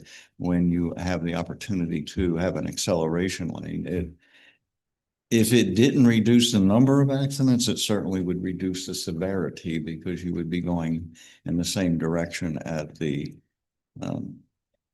a lesser speed difference between the vehicles. It would not stop any injuries if you wanted to turn north. You'll still have the same exact conditions. Which we'll see later on when it's opened up to go to north. Like right now, that's not a concern. So that's probably not something they're going to want to address. But I like to point out that this is all in the county's right away, not ours. Because I know there was some confusion about whose right of way it was. And the only reason why they need a permit from us is because it is connecting at the west end to our right of way, which it currently does. Correct. They connect at our right of way, our easement in 1/10. So Right. they have to do a little bit of cleanup work when they connect in and tie it in. They are not removing they're not, there's bumps. They're intersection bumps. They're not a designated speed bump, but you slow down Yes. very much. For those, yes. And those bumps were in a specific agreement with the county when we allowed them to connect. So they are not going to change that. Very good. So if there's any questions on that, I certainly can try to answer them. My only question is, I thought this was gonna be in like correlation with the widening of the road, but they're adding these lanes with no anticipation of widening. So if they widen the road, is there room for these lanes still? It will be part of the eventual plans, and Betty did send out an update on that. I don't Yeah, remember, was it did you see the- 2028? I saw the. Yeah. Yeah. I didn't look at it. It's it's all part of the widening, so it's gonna be 4 there. And say just. Seems Will they get this done first? to add these and then widen it, because is there room for these once they widen it, or? Okay. Oh, yeah. And another point I want to bring up too Based on is, the diagram where it comes out, it doesn't look. like yeah, this is a 2-year permit. If they don't get it done in 2 years, let's start the clock, because we don't want to happen what happened on Seminole Pratt when they decided to do that work on North Lake and the permit was expired. So somebody make a note in a calendar somewhere that if this project doesn't get done in 2 years, we need to renew this permit so that. It's not active yet, but it will be, yes. So, yeah, we don't want to run into that problem again. Just for the record, we have an Excel spreadsheet that we created that does track it, but the permit condition as it reads on all permits is you must start construction within 2 years, not Right. finish. Right, So there's a big difference in Yeah. the two statements. yeah. Okay. Like I said, I don't want to run into the same problem that we went through and it took days to correct. Okay, so, with that, we can vote, and this is 14-1. So, well, we could, make the motion and then do public comment? Yeah. Somebody make a motion to, SP 0618, on each 90% of growth from 07 conditions and actions. And let me just say, I support this simply because this is the exact same thing that was installed at Holbrook, so I think it continues the same. And I do. I'm sorry. I do agree that it's safer. And I think it will move traffic out instead of having it stack up on the road. And it's not widening our road. It's not, I think there's this idea that it's inviting more traffic onto our roads, and it's not. It's No. just dealing with the traffic agree. that's there. okay, need a second? All right, we're pulling that up, Scarlett? So I have a card, she has a card on PIA, and I have PIA Okay. statements she asked me to read in the record. Okay, might as well go ahead with that while we're waiting. So permit for the right-hand turn lane from Orange Grove to State Road 7 and Persimmon to State Road 7. Just for background, Orange Grove was not supposed to connect to State Road 7. This was done informing only homeowners within the something feet, which means most homeowners on Orange Grove did not know and had no input into the agreement between ITID and the county. So that's the original agreement to connect. So Which was obviously, 10, 11 years ago? when About was that? 11? More than that, actually, because Persimmon. Yeah, it's been longer than that. Okay, We do have stipulations in that agreement though, but not to get off, these are her comments. So obviously, we are not thrilled about State Road 7 extension being widened to 60th or Coconut being widened from North Lake to Orange before State Road 7 is extended to North Lake. They are turning us into an alternate route. And as Supervisor Vasilati has voiced concerns before, once this happens, we lose leverage on surrounding communities and the county to get State Road 7 extended in a reasonable time frame. The easier we make it for traffic to flow through local roads, the more traffic from surrounding communities will come. We aren't going to be able to stop these county initiatives, but we can try to get some things, use this as an opportunity. I hope ITID can work with county as part of the right lane permit process to get four-way stops at Coconut and Orange Grove and 121st and Orange Grove to slow traffic. Get no commercial trucks and truck route signs that lead big trucks to 60th, which we gave up for that use. ITID delay widening Orange Grove from Royal Palm to 130th until State Road 7 extends to North Lake. Okay, thank you. I just want to say one thing. The whole idea of capacity, road capacity, turn lanes don't affect the road capacity. When we talk about widening and creating capacity and then creating an alternate route, what we're talking about is when we take a road that's 2 lanes and make it 4 lanes, not the turn lanes. The turn lanes are, turn lanes are for safety, really. People need to get in and out of their properties safely. And that's why I support this, because it's a continuous, and it is actually removing, hopefully, the stacking that ends up on Orange Grove, where people can't even get out of their driveways because of it. And we are working on four-way stops, and FDOT is working on extending State Road 7. So hopefully the timing on everything will be good. All right, let's call the vote on this. We have Through the chair. yes, ma'am. With this new program, I do apologize, but Because I'm not sure how to move it. Gotcha. All right, so. So I do have we'll it just up on do the this screen. The old fashioned way. Everybody in favor? Yeah. See that passes 5-0. Patty, second. Yeah. You've got it, yeah. Yeah, we all voted 5-0. Okay, now, Thank you. Thank you. we pulled 14-2 to discuss the change order. And Supervisor Argue, you had questions about the drains? Did have a discussion with Burgess about this. We had spent a lot of money, as you know, Rob, on drainage for that field. And when we had the field redone, we were told by that provider we had to redo the drainage again. So we spent a lot of money on drainage. And so I'm wondering why we're spending more money on drainage for this turf field. Okay, through the chair. We did upgrade all the capacity of the systems, and there's lots of redundancy. So when this originally went out to bid, the water table wasn't as high. We've had all those rains through the later part of the summer, which brought the water table up. So with them trying to pump down the individual basins where they were tying into, they couldn't get them down because they're all interconnected. So that did improve our capacity to drain the fields. Unfortunately, it's an open-ended loop. So there was a change in the conditions of the site.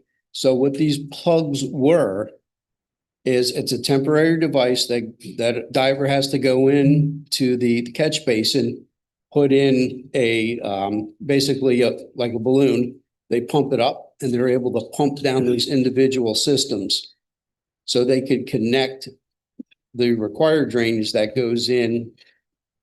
That's so that with this field. So it worked too good because they couldn't pump it down fast enough. So this ice, 24,000 and change. No, ma'am. Interesting. By the county, yes. Yeah. These are not Indian Trail tax something on the dollars. Screen, but it's not. That's okay. I think we're good. Okay, do we have a second? All in favor? Aye. See that passes 5-0. No comment, no public comment, right? Do we have any public comment on the next item, 14.3? Right, but the original, the card would be 14.3 now. Okay. All right, so we pulled the pre-approval for the FDEP agreement. This is an agreement subject to legal and engineering between FDEP and Indian Trail regarding the 640-acre M1 basin expansion. Mr. Vesalati, you pulled it. Please go ahead. And just so the public can have an explanation of what this was, again, just a reiteration of this. Thank you. Yeah, sure. So as you all remember, during the last legislative session, we were given appropriation. And the way it works with the state of Florida, with a legislative appropriation, it does not go directly to a jurisdiction such as us. What happens is that money goes to a department that oversees the appropriation to make sure that it is being spent the way it was intended to be spent within scope. In this case, it's for the design and permitting of the 640-acre impoundment expansion. So it was sent. So after reviewing it, it was determined that the Florida Department of Environmental Protection, DEP, would be the overseer of this. So part of that is they develop an agreement, which they've been working on with us, engineering, and with Ms. Cantley, and I'll let Ms. Cantley go into a little more detail. Basically, what that agreement does is it outlines what the expectations are, drawdowns, all of that. So I don't know if there's anything you want to add, Ms. Cantley or Mr. Foy, but that's a very simplistic overview of it. I was just gonna say, we answered the last of their questions, and I received an email back from the grant manager at the FDEP, and he said that they were gonna be finalizing it. And it sounded like, everything was answered. We had answered 3 or 4 different times that with questions. So with our next meeting being January 28th, that's the reason we wanted to see about the pre-approval, of course, with engineering and legal review when we get that. So we wouldn't, have to wait even longer type of thing. Maybe we'll get it tomorrow. That'd be great. You never know. Okay, very good. That'll be great. Through the chair, if I might add that this also includes modification of the water control plan, which, that process takes some time and effort. So that Yes. would be part of the grant. We have to modify it to do the design, and we have to modify it to get the appropriations and the permits. Without the modification, you can't get your permits. And this is a minor modification, correct? No, Major.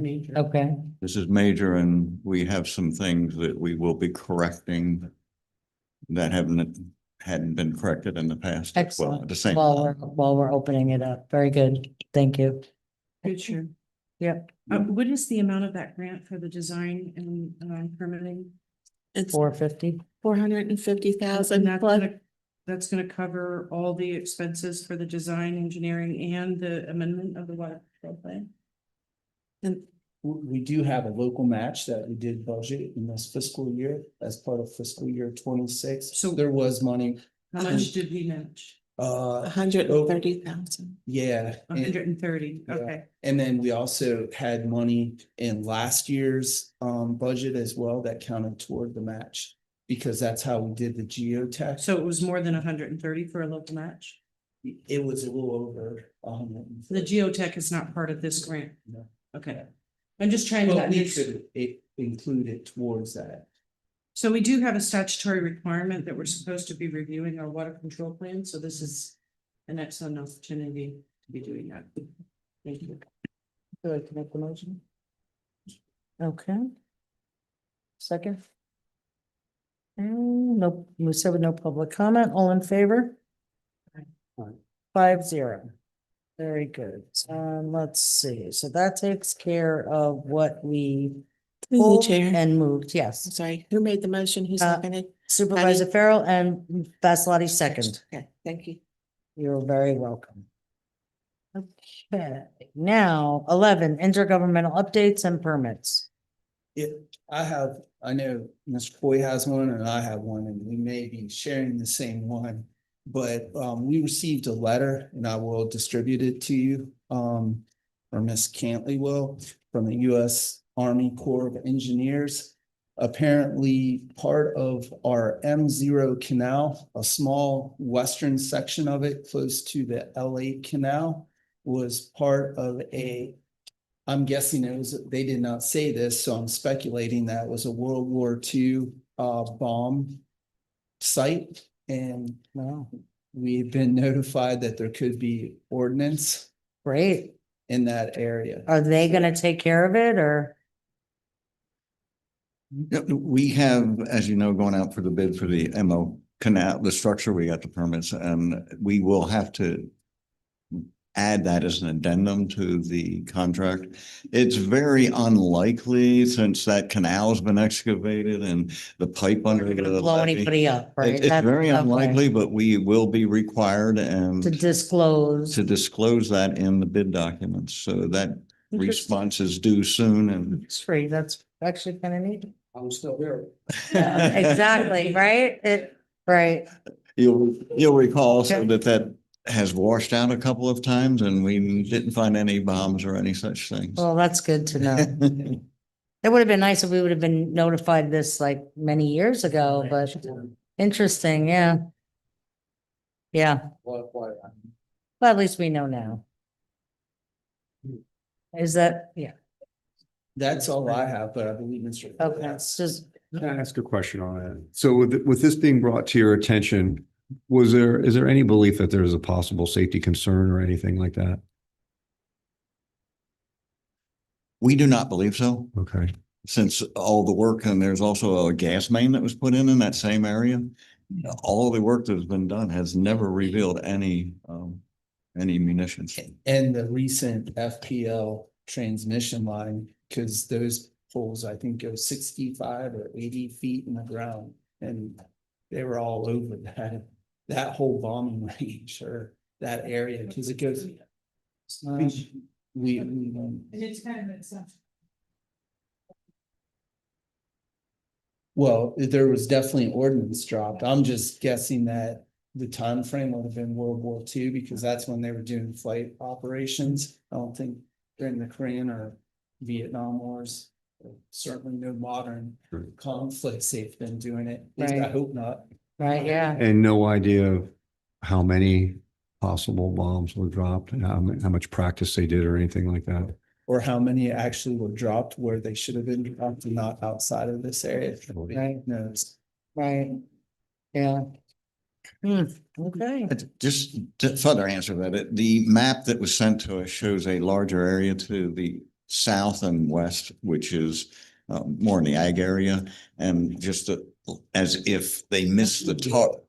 That's gonna be interesting. As if One way they, to get those cells done. well, that's where the ag pits are now, so Yeah. they didn't find it. Yeah, There's a small area, rectangular area to the north of that, which is what we're in, which I assume the planes would be flying in that direction, and we're south. of missed it. Mexico, by the way. Areas. It's a fairly small area. It's a little close We can for sh- comfort. We'll share the mail with you to show you the map. I've added dirt, not taken away, so I'm not overly concerned. Right, the other intergovernmental updates is we got notification from the county's engineer that they are gonna do some improvements at Seminole Pratt Whitney Road and Southern. It extends north, it's mostly milling and overlaying, just cleaning up the intersection. It's not major work, but it will cause delays. It goes about 1,000 feet north of Southern Boulevard, which Right where the traffic it's backs up. outside of our activated area. It's inside of our Wellington. jurisdictional area, legislative area. But just to let you know that they are going to do some milling and overlaying and some. Do we know when that's curb- gonna start? They're 90% design, so but the way the county works, it's probably at least a year away before Okay. they go out to bid. Yeah, Right? okay, very good. The Seminole Orange Plaza, you've heard a lot about that tonight. I did contact the county on that issue of concurrency, and they are looking into it. The last item is that Mike asked me to, or us to look at the access on thoroughfare roads versus our roads, and I got the proof back from the county that it's required in my ULDC for residential. And then I asked about, well, what about these land use changes, like for the museum, et cetera? And he sent me the response today, and I haven't been able to get to it to analyze it. I will report back next month and tell you what the final conclusion is on that. But I do have the information on residential driveways, and it's just no is the answer. One thing that I just forgot, because it just came up today, was the daycare center at 162nd and Okeechobee is back.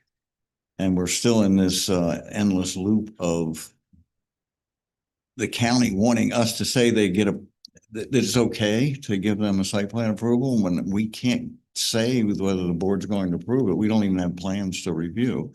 We've made them aware of our permit requirements, and that we have concerns about the traffic access across the turn lanes at the school, but I cannot tell, I don't have the authorization to tell them that you will issue a permit.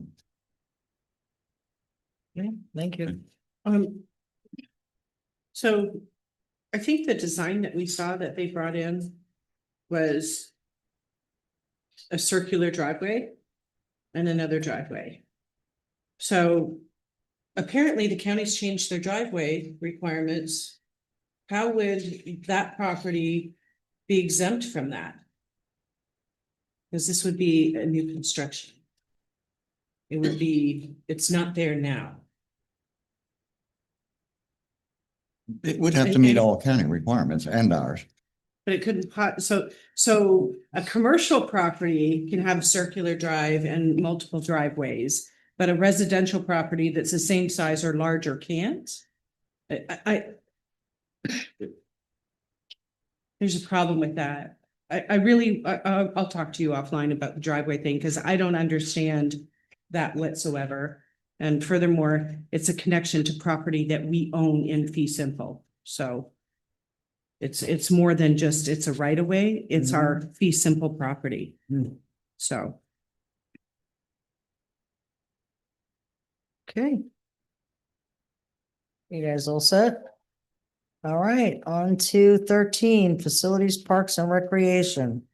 13.1 Primetime Elite, motion to approve their permit request to host practices at ACP Citrus Grove, subject to staff or legal review, or a motion to deny. Do we have a motion? Through the chair, Mr. Gerlach is here. Ah, okay. So if anybody has any questions, the applicant is here. No?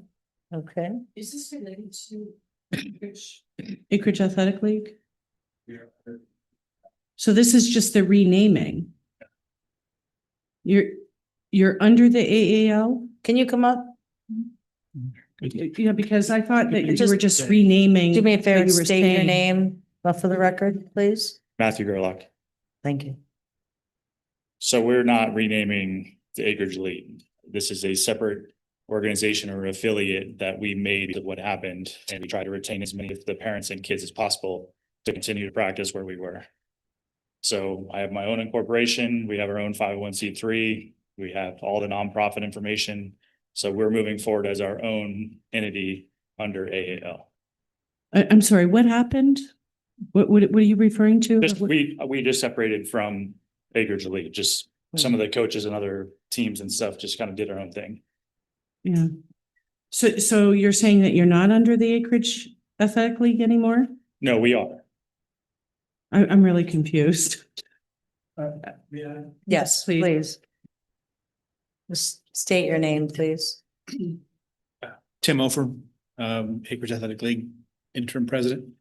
Matt was coaching in the previous league, the Acreage Elite, and recently, after a parent meeting, they had made some decisions, right? So they're breaking off to do their own league. They're also under the AAL. So this is a separate travel league. But I'm just trying to understand how. Sorry. So it's another nonprofit that's operating under the AAL umbrella, but not kind of like Acreage Baseball? Yes. Okay. And kind of like AYSO? Well, AYSO is really, yes. AYSO The is under general your idea. umbrella, but they're somewhat independent? That's correct. Okay. All right. Thank you. So Acreage Elite, still in, still out? So only one travel team, correct? Only one travel league? Assume that question was for me. For whomever can answer it. Well, that's a great question. All I'm currently aware of is primetime. Okay. And Matt, what changes have been made to the league to separate themselves from Acreage Elite? Separate from just me doing all the proper paperwork just to start fresh. I mean, I have no affiliation to Acreage Elite. I mean, everything that I've filed through the state and all the paperwork that I have is for Primetime Elite. So pretty much same coaches, same players, just new name? Some of them, not all of them. Some left the program, is that, or where did Some they go? coaches left the program that aren't affiliated with either. And then under Primetime Elite, there are some coaches that wanted to step away, but still be involved with something. And I gave them that opportunity.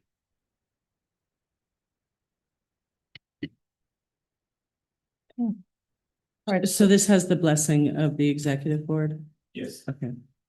All right, so I have a motion to approve by Supervisor Vassalotti. Do I have a second?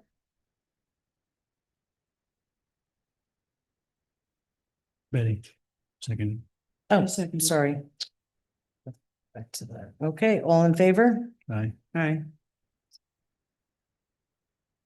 All right, that passes 5-0. There's still two they have to press. Oh, sorry. Press. Press it. Okay, I did. very good. It says you voted. Okay. All right, next. Oop. Okay, yeah, that's okay. I see that. Just curious, when are the practice requests? When are the practice requests for? Because I know that's a problem with the fields right now. I'm Any open. different than Acreage? I'm open to whatever. I mean, I'm free. I mean, whatever is available, I can accommodate the best that I can. I don't have a necessary request right now. You know, so I could, if you could help me with that, I think the park's closed right now. Your team, you could want, like 7 you would be out, so not. We had the youngest team that we have is 9 years, so I mean, they're practicing ideally would be around 6 and they're done by 8. And then it would just be throughout the week, whatever would be available. Will the scheduling be done through the Acreage Athletic League? Because this is a problem with this setup, because soccer at least is out at Friedland. I personally think one of the problems that has happened in the past 5 years is that the scheduling used to always go through one person, one point of contact for everybody that was under the Acreage Athletic League umbrella that needed field space. That was the one job of the executive board. And I think that, due to change of leadership and different people getting involved, then you get, someone says, you contact them directly. And then you get this perception that the Acreage Athletic League isn't doing anything for us. And we heard that tonight with the adult softball. So, the whole idea of the executive board was, and that umbrella was that all of that stuff was supposed to go through the executive board. So I want to make sure there's not going to be a conflict there. If I may? Yeah. There wouldn't be. So before we had discussed the new league joining with AL, he had already placed his requests, right? Otherwise, we would have handled it through a single one. Right, okay. So their schedule is going to be part of your master schedule in the park? We'll be working that out. Yeah. Yes. Okay, all right. Thank you. Okay, 13-3, Jacksonville Storm Softball.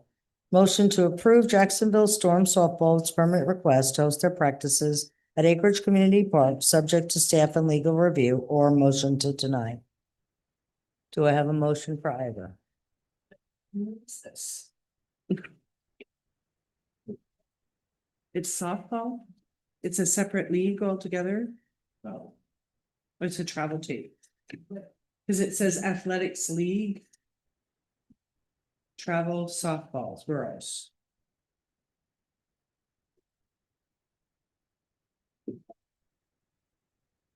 Do we have a motion? Is a motion to approve or deny? Oh, I'd like to hear from Kenny. yeah. Yeah, Kenny, are you? Yeah, I'm still here. I'm watching. Yeah, it's a travel team. They're looking for field space. This request is more or less if the district has available field space after obviously the league, the athletic league's Right. requests have been met. If there's anything extra that could go to them, then the board would be approving that basically. 13-3. On Not 13-2 is Outpost We Athletics. pulled that one. That We canceled? pulled that, yeah. Okay, that's. Applicant pulled, Okay, right. Jacksonville was on the agenda one other time, weren't they? And Yeah. What it is, Yeah, through the chair, they are asking for Tuesdays and Thursdays on the permit, and currently that is being used by the Acreage Athletic League. so can they use Citrus Grove or Hopeful Park? I mean, we have baseball diamonds there. We don't have lighting sufficient for those locations. So the Acreage, the adult league or the that travel league is using it? Tuesdays and Thursdays. Yeah, I know. Tuesdays and Thursdays is the kids. The kids, okay. Friday is the adults, Right. and then Saturday is also the kids. They are requesting Tuesdays and Thursdays currently. Can we get with the, who applied for this and see if a Monday, Wednesday would work out for them? We can talk to them, yes. Okay. I do want to point out one thing that we had a discussion about earlier several months ago. During rainy season, the fields at Osceola Creek and Western Pines, I think it was, were saturated. And apparently the county has an agreement with the school district that when they're in those kinds of conditions where those fields are not usable, then they have first priority at Friedland Park. And then what happens, and what has happened the past 2 years, is that the programs that are functioning at Hamlin Friedland Park end up getting pushed out. So the baseball players apparently would last minute be notified about this and have to cancel their practice or cancel their great games. Last year, they didn't get an answer from staff on this apparently because they were trying to get additional space at Acreage Community Park. I don't know why that was an issue. But then it came up again this year. And as soon as I brought it to staff's attention, I think it got addressed. So, because I didn't hear anything more about it.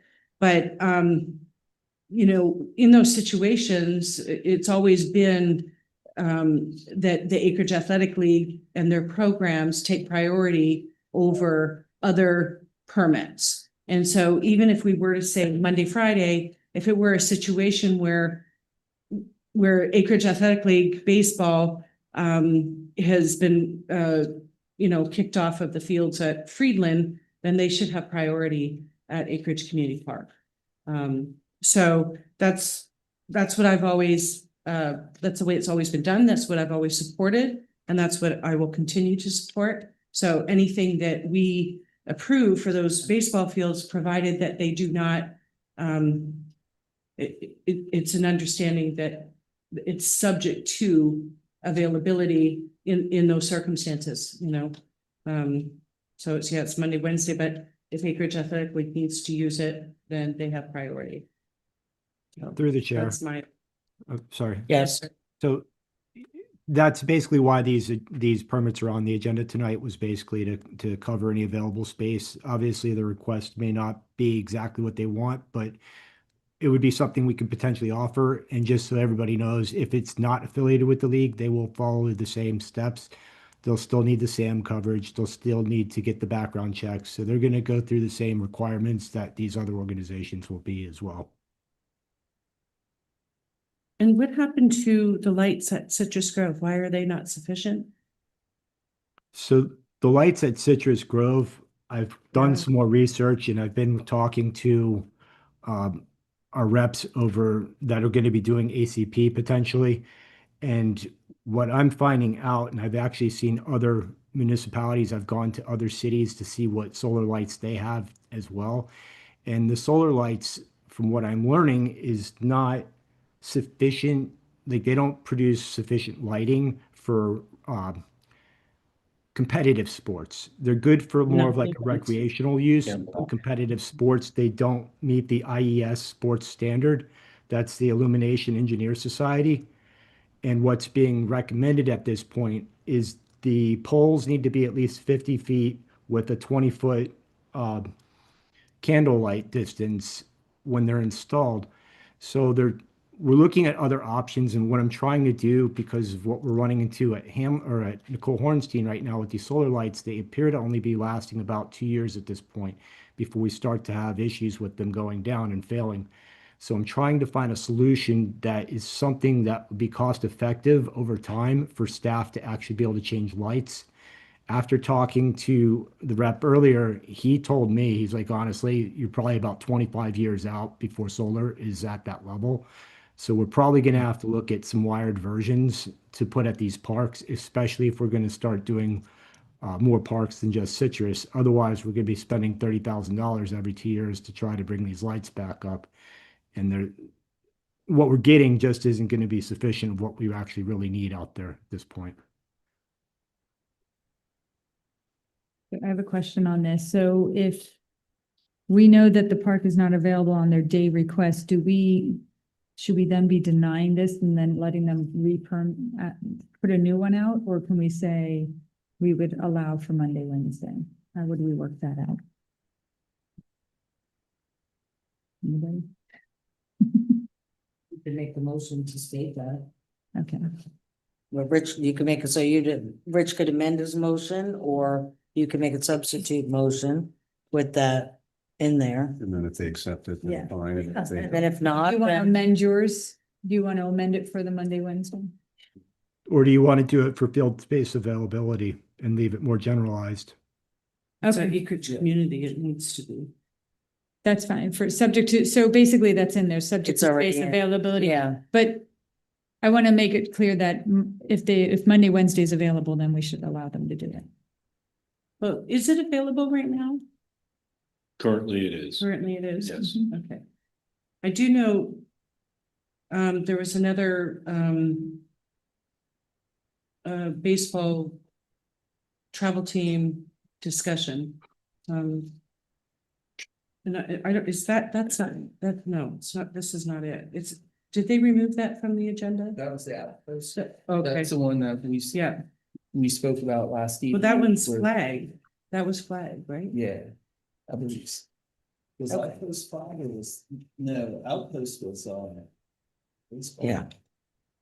All right, so we have a motion and we have a second. Did we want to put Monday, Wednesday in there? No, I don't think it's needs, yeah, Okay, all right, then I'll take it out. Okay. optimal. Would they Yeah, have to reapply though? Staff can, right, Okay. All right. right. Okay, all in favor? I just want to verify that when we say subject to availability, that it means that Acreage Athletic League softball takes precedence if they need. Well, that's in their agreement, Okay, so all right. I don't think we have to, Is yeah. motion good enough for you guys? Yeah, through the chair, just for further clarification, field availability also means rest and maintenance as well. Right. Correct. Yes, I think that's fine. Thank you. Okay, excellent. And 13.4 Legion, huh? Oh, sorry. Breaking my own rule. I did it on paper. All right, Legion flag. Michael, did it work? Oh, Michael. Motion to approve Legion flag football permit request to host their practices at Acreage Community Park, subject to staff and legal review, or a motion to deny. Supervisor Farrell is recusing herself on this vote. Don't forget, you'll have to sign a document. Do we have a motion to approve or deny? We have a motion. Is that to approve? Okay, do we have a Make a second? substitute a motion for Citrus Grove, but not Acreage Community. It's 4 teams and it says Monday to Friday and Saturdays, so no. We don't have the space. Okay, so we have a substitute motion. And strictly- is the space available for their request? As of right now, basically all the seasons should be basically complete. We would be in Flags for the Cure and getting ready to start the next seasons, which we will run through Rec Desk. We have met with Tim and those guys, and we will be working closely with them.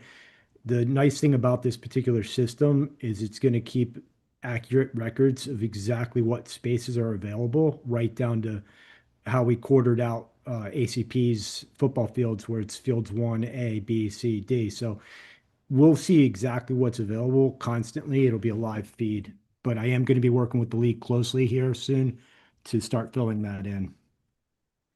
But as of right now, Okay, so- yes, basically everything's open. Right now, the fields are closed. So, okay. We're talking about once they're reopened.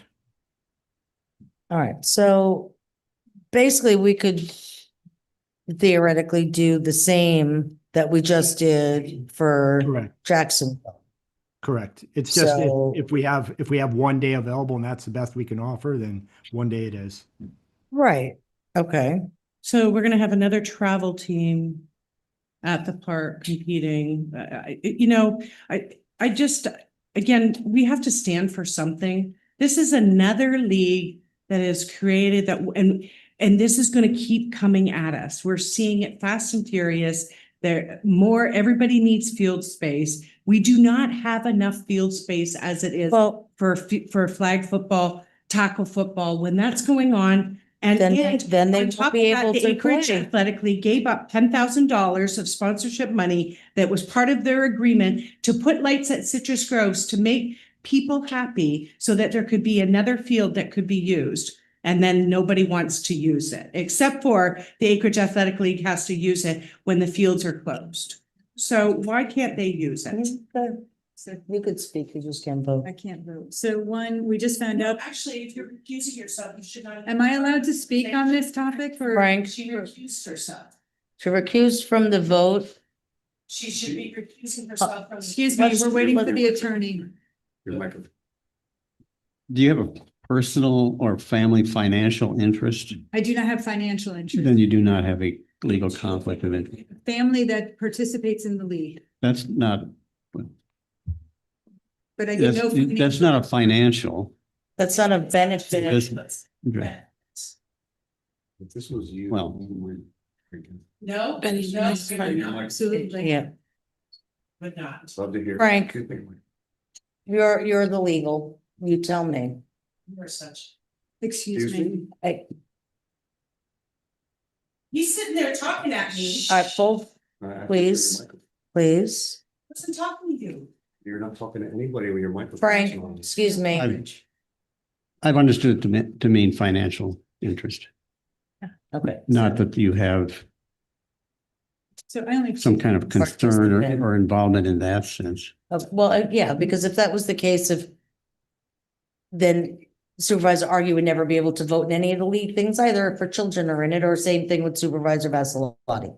So if you don't have a financial gain, a personal benefit, just because the children may play in the league does not warrant a personal benefit. You're just a participant.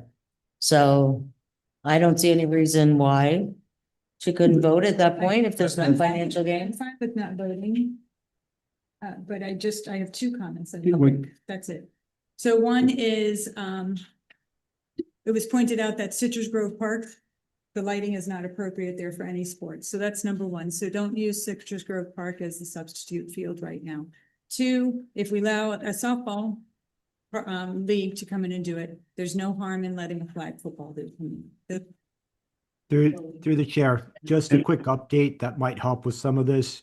I did talk to Wes from LTG Sports, and the South Expansion Field will be up and running completely by before Christmas. I do have a photo I could share with you Beautiful. guys if you'd like to see it. They did start putting down the artificial turf as of yesterday. They're expecting this last part to take about 2 weeks. Great news. Thank you, Frank. If Supervisor Farrell feels that she has a concern with the issue of benefit in this case, she is able to, as long as she states it on her form, To recuse herself from that vote. Okay. Just. Yeah. Through All right, the so, chair, yeah. I'm sorry, I just want to jump in. I'm not getting in the middle of any of that. I do want to clarify. Just to be clear, whenever we did Citrus Grove, and I want to remind our parks team of this, it was never meant for high-level competitive athletics. We made that very Practice. clear. So I understand the lumens and the safety and all of that, but that was really meant to cure an issue that we were having with, the flags for cure. Sorry for the redundant use of a word there, but it was really meant to help offset during the month of December, and then what we were looking at long-term was how can we put that into a general recreation field that could be used if we got into a pinch for more Right. competitive, whether it be the AAL or someone else. So I just want to remind us, because what I don't want to do is I don't want to go down this path where the board or the AAL or these other travel teams may think that we're going to put in like ACP version 2.0 No, at absolutely Citrus not. Grove. That was never the intent of that park or Kidscape or any other park that we would put. It was for general play, open play, unless there was some type of catastrophic issue at the field. Yeah. Right. And that's what they do. So why Okay. is that not sufficient? It's sufficient for the Acreage Athletic League, it's sufficient for VA. But it's not sufficient for Legion? I was just clarifying with the purpose of those fields. So All we right, so wasted we all have- that money. We have Well, a, we haven't wasted money because you're able to use it. It just is, if you want to use it at a competitive level, it's a little. You're not having games there. This is not for games. This is for practices. So they don't need a competitive level field. I mean, people in Brazil play on concrete, for God's sakes. okay, so we have a motion. Do we have a second? Substitute I motion for I- Citrus Grove. Yes. Do we have a second? Or the original motion? For the substitute for them to practice at Citrus Grove. That's what we have on the table right now. If we don't have a second, then we could go back or.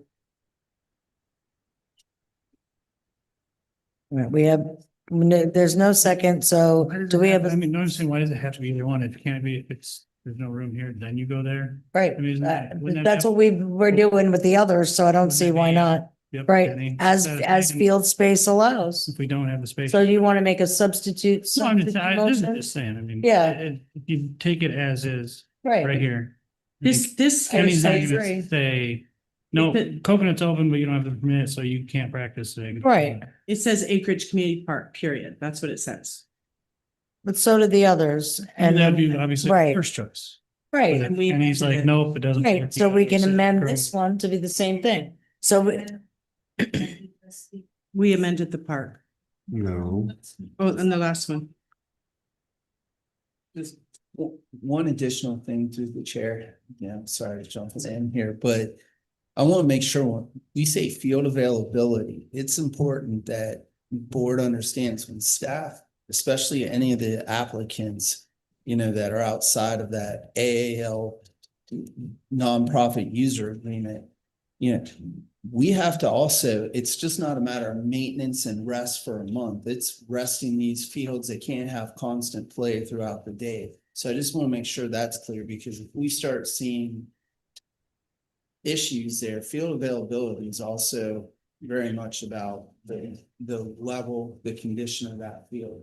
So that's And all. staff will address that accordingly as it happens and not allow it. All right, so we have, So, and how much are they paying? All these are not for profit, so they're basically all fee waiver requests at this point, unless the board would like us to charge They request the a fee regular waiver? rental rate. So there is that. okay, so we have the substitute motion That's with not no our second. fault. So we need another substitute motion. Or we could go back or amend that motion. Okay, We substitute to the substitute. yeah, I haven't heard that in a while. yeah. If there's no second, you go back to the first. So do we have a second for the first, which is just to approve it with, excuse me, Approve, so we're gonna go in back to a your original motion. motion. Okay, Do we have a second? Richard. Second. my motion, yes. Right. Okay. Your second, okay, we have a second, all in favor? Aye. Is that No. the right motion with this? Please read it. Yeah. Well, no, he didn't have Citrus Grove in his. We I, don't want Citrus Grove. well, it should be. All right, I don't have my thing up to vote yet, It's not my so, motion. All right, so I needed to take out Citrus Grove. yes, please. All right, hold on one second. All right, Subject to field availability. I mean, that's the bottom line right there. Acres Community Park, subject to availability. Okay, is that good? okay, we're good? Yes, thank you.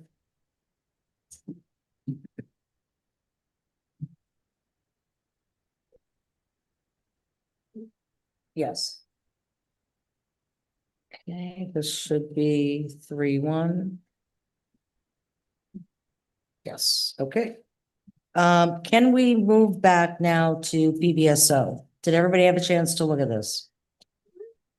Yes, I'm sorry, fire. Yeah, I Sorry, looked it's at getting late. It's after 10. Forgive me. Palm Beach County Fire Rescue. Can we get a consensus to support this bill? Yes, yes, Michael? Yes, Betty? Yeah, so the only thing that I do not know about is there any potential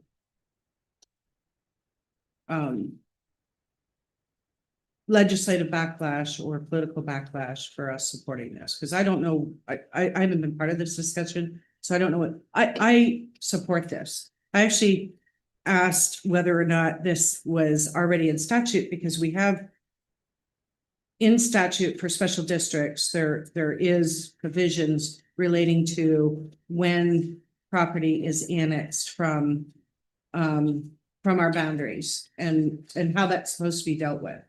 So I just I support this.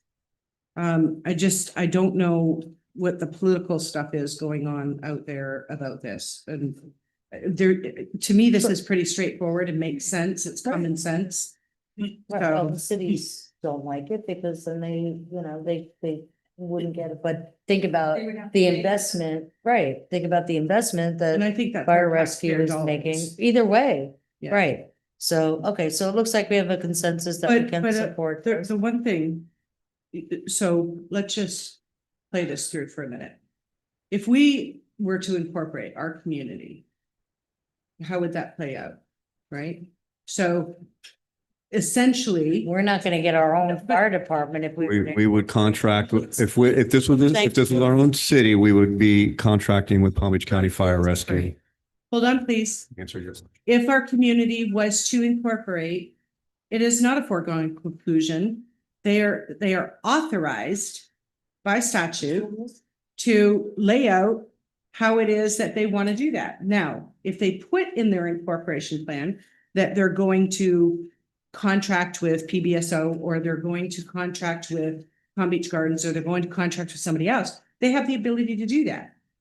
What I'm saying is that this language would actually prohibit that from happening out the gate. You would, it would be. Yeah. It would be a transition date, and then you could go to what your choice is, because it may be that the people of the community feel that we can do it cheaper ourselves outside of. I'm not asking for I opinions. disagree, I'm yeah. saying, I'm not asking for opinions. I'm saying that there is a possibility, we see Jupiter's doing that right now, okay? Jupiter has created their own fire department. There's a reason why they've done that. I don't know what it all is because I'm not in all of that. I have talked to some of the management and over there, nice guys. And I think that their hearts are in the right place. What I'm saying is I want you to be aware that that's exactly what this would do. And I support this because it makes sense. It's common sense. But that is what it would do. So I'll make the motion to send a letter. I'm sorry? Yeah, we don't need a motion, it's consensus. Okay, well. Yeah, that's fine. Okay. Do you need a motion? No? No. Okay. I don't think so. Through the chair, just, again, I don't mean to complicate things, but can we at least give me time to talk to, you pay for lobbyists or intergovernmental representatives, consultants? So can we stay subject to? Yeah, let me just make sure Okay. there's no issues at the state level in particular, because just with everything going on with special districts and the property tax and all that. Because we tend to attract attention up there sometimes, so thank you.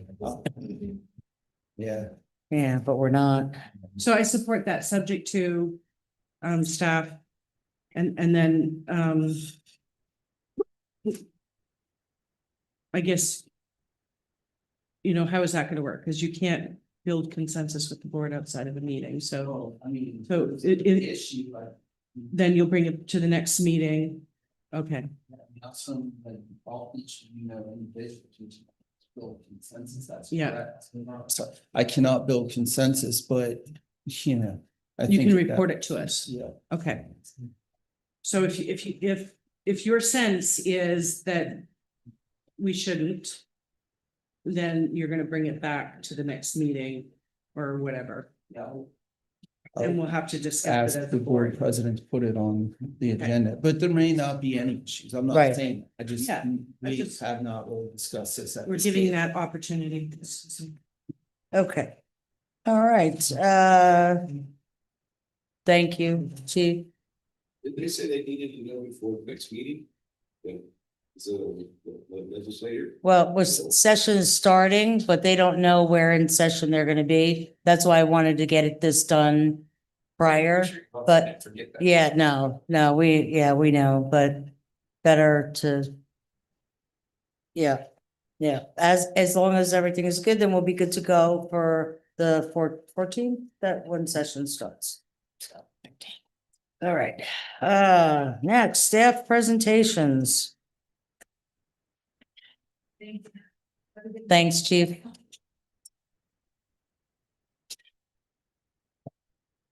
don't think I really have anything. Okay, all right, I'm not Merry complaining. Christmas, happy holidays. Merry Christmas. All right, 15-1. Actually, I do. And I know if it's, I'm sorry. Well, no, I can't, I cannot let go of what was on the record earlier. 30 years I've been in this business and allegations are very easy to make. Right, Substantive investigations and all of that show that there was there. nothing, right. And all of these were allegations in my last job, in this job. And everything was disproven Yeah. that was in these allegations. And we spent a lot of money, tax dollars, to get them disproven. So yes, and I don't blame you for wanting to bring it up. So to have it on the record, we really can't talk much further about it. That's all. I wanted to But say. yep. Because that was pre. And I was not litigation. asked to resign from my last job, just I know. for the record. And we've went over this, I don't know how many times that. Yes, we have. Yes, we have. Okay, so 15-1, notice of RFP, RFQ and grants. Notice for request for approval, request for qualifications and potential grants. Isn't this, Do we have anything? Yeah. did we this- already this was- approve that bid? This was something that we just have on the agenda in case something Right, comes do up. we have it, right? But there's nothing. We have nothing. There's nothing. Beautiful. There's no proposed We're ones good. that y'all don't know about. Thank you. Motion to receive and file. Do we have a second? So moved. All right, we have a first and a second, all in favor to receive and file. 5-0, beautiful. Our next board meeting is January 28th. We want to wish everyone a Merry Christmas, a Happy Hanukkah, Happy Kwanzaa, whatever it is you celebrate, Happy New Year. Be safe out there, love your neighbor, and we'll see you on January 28th. This meeting is adjourned.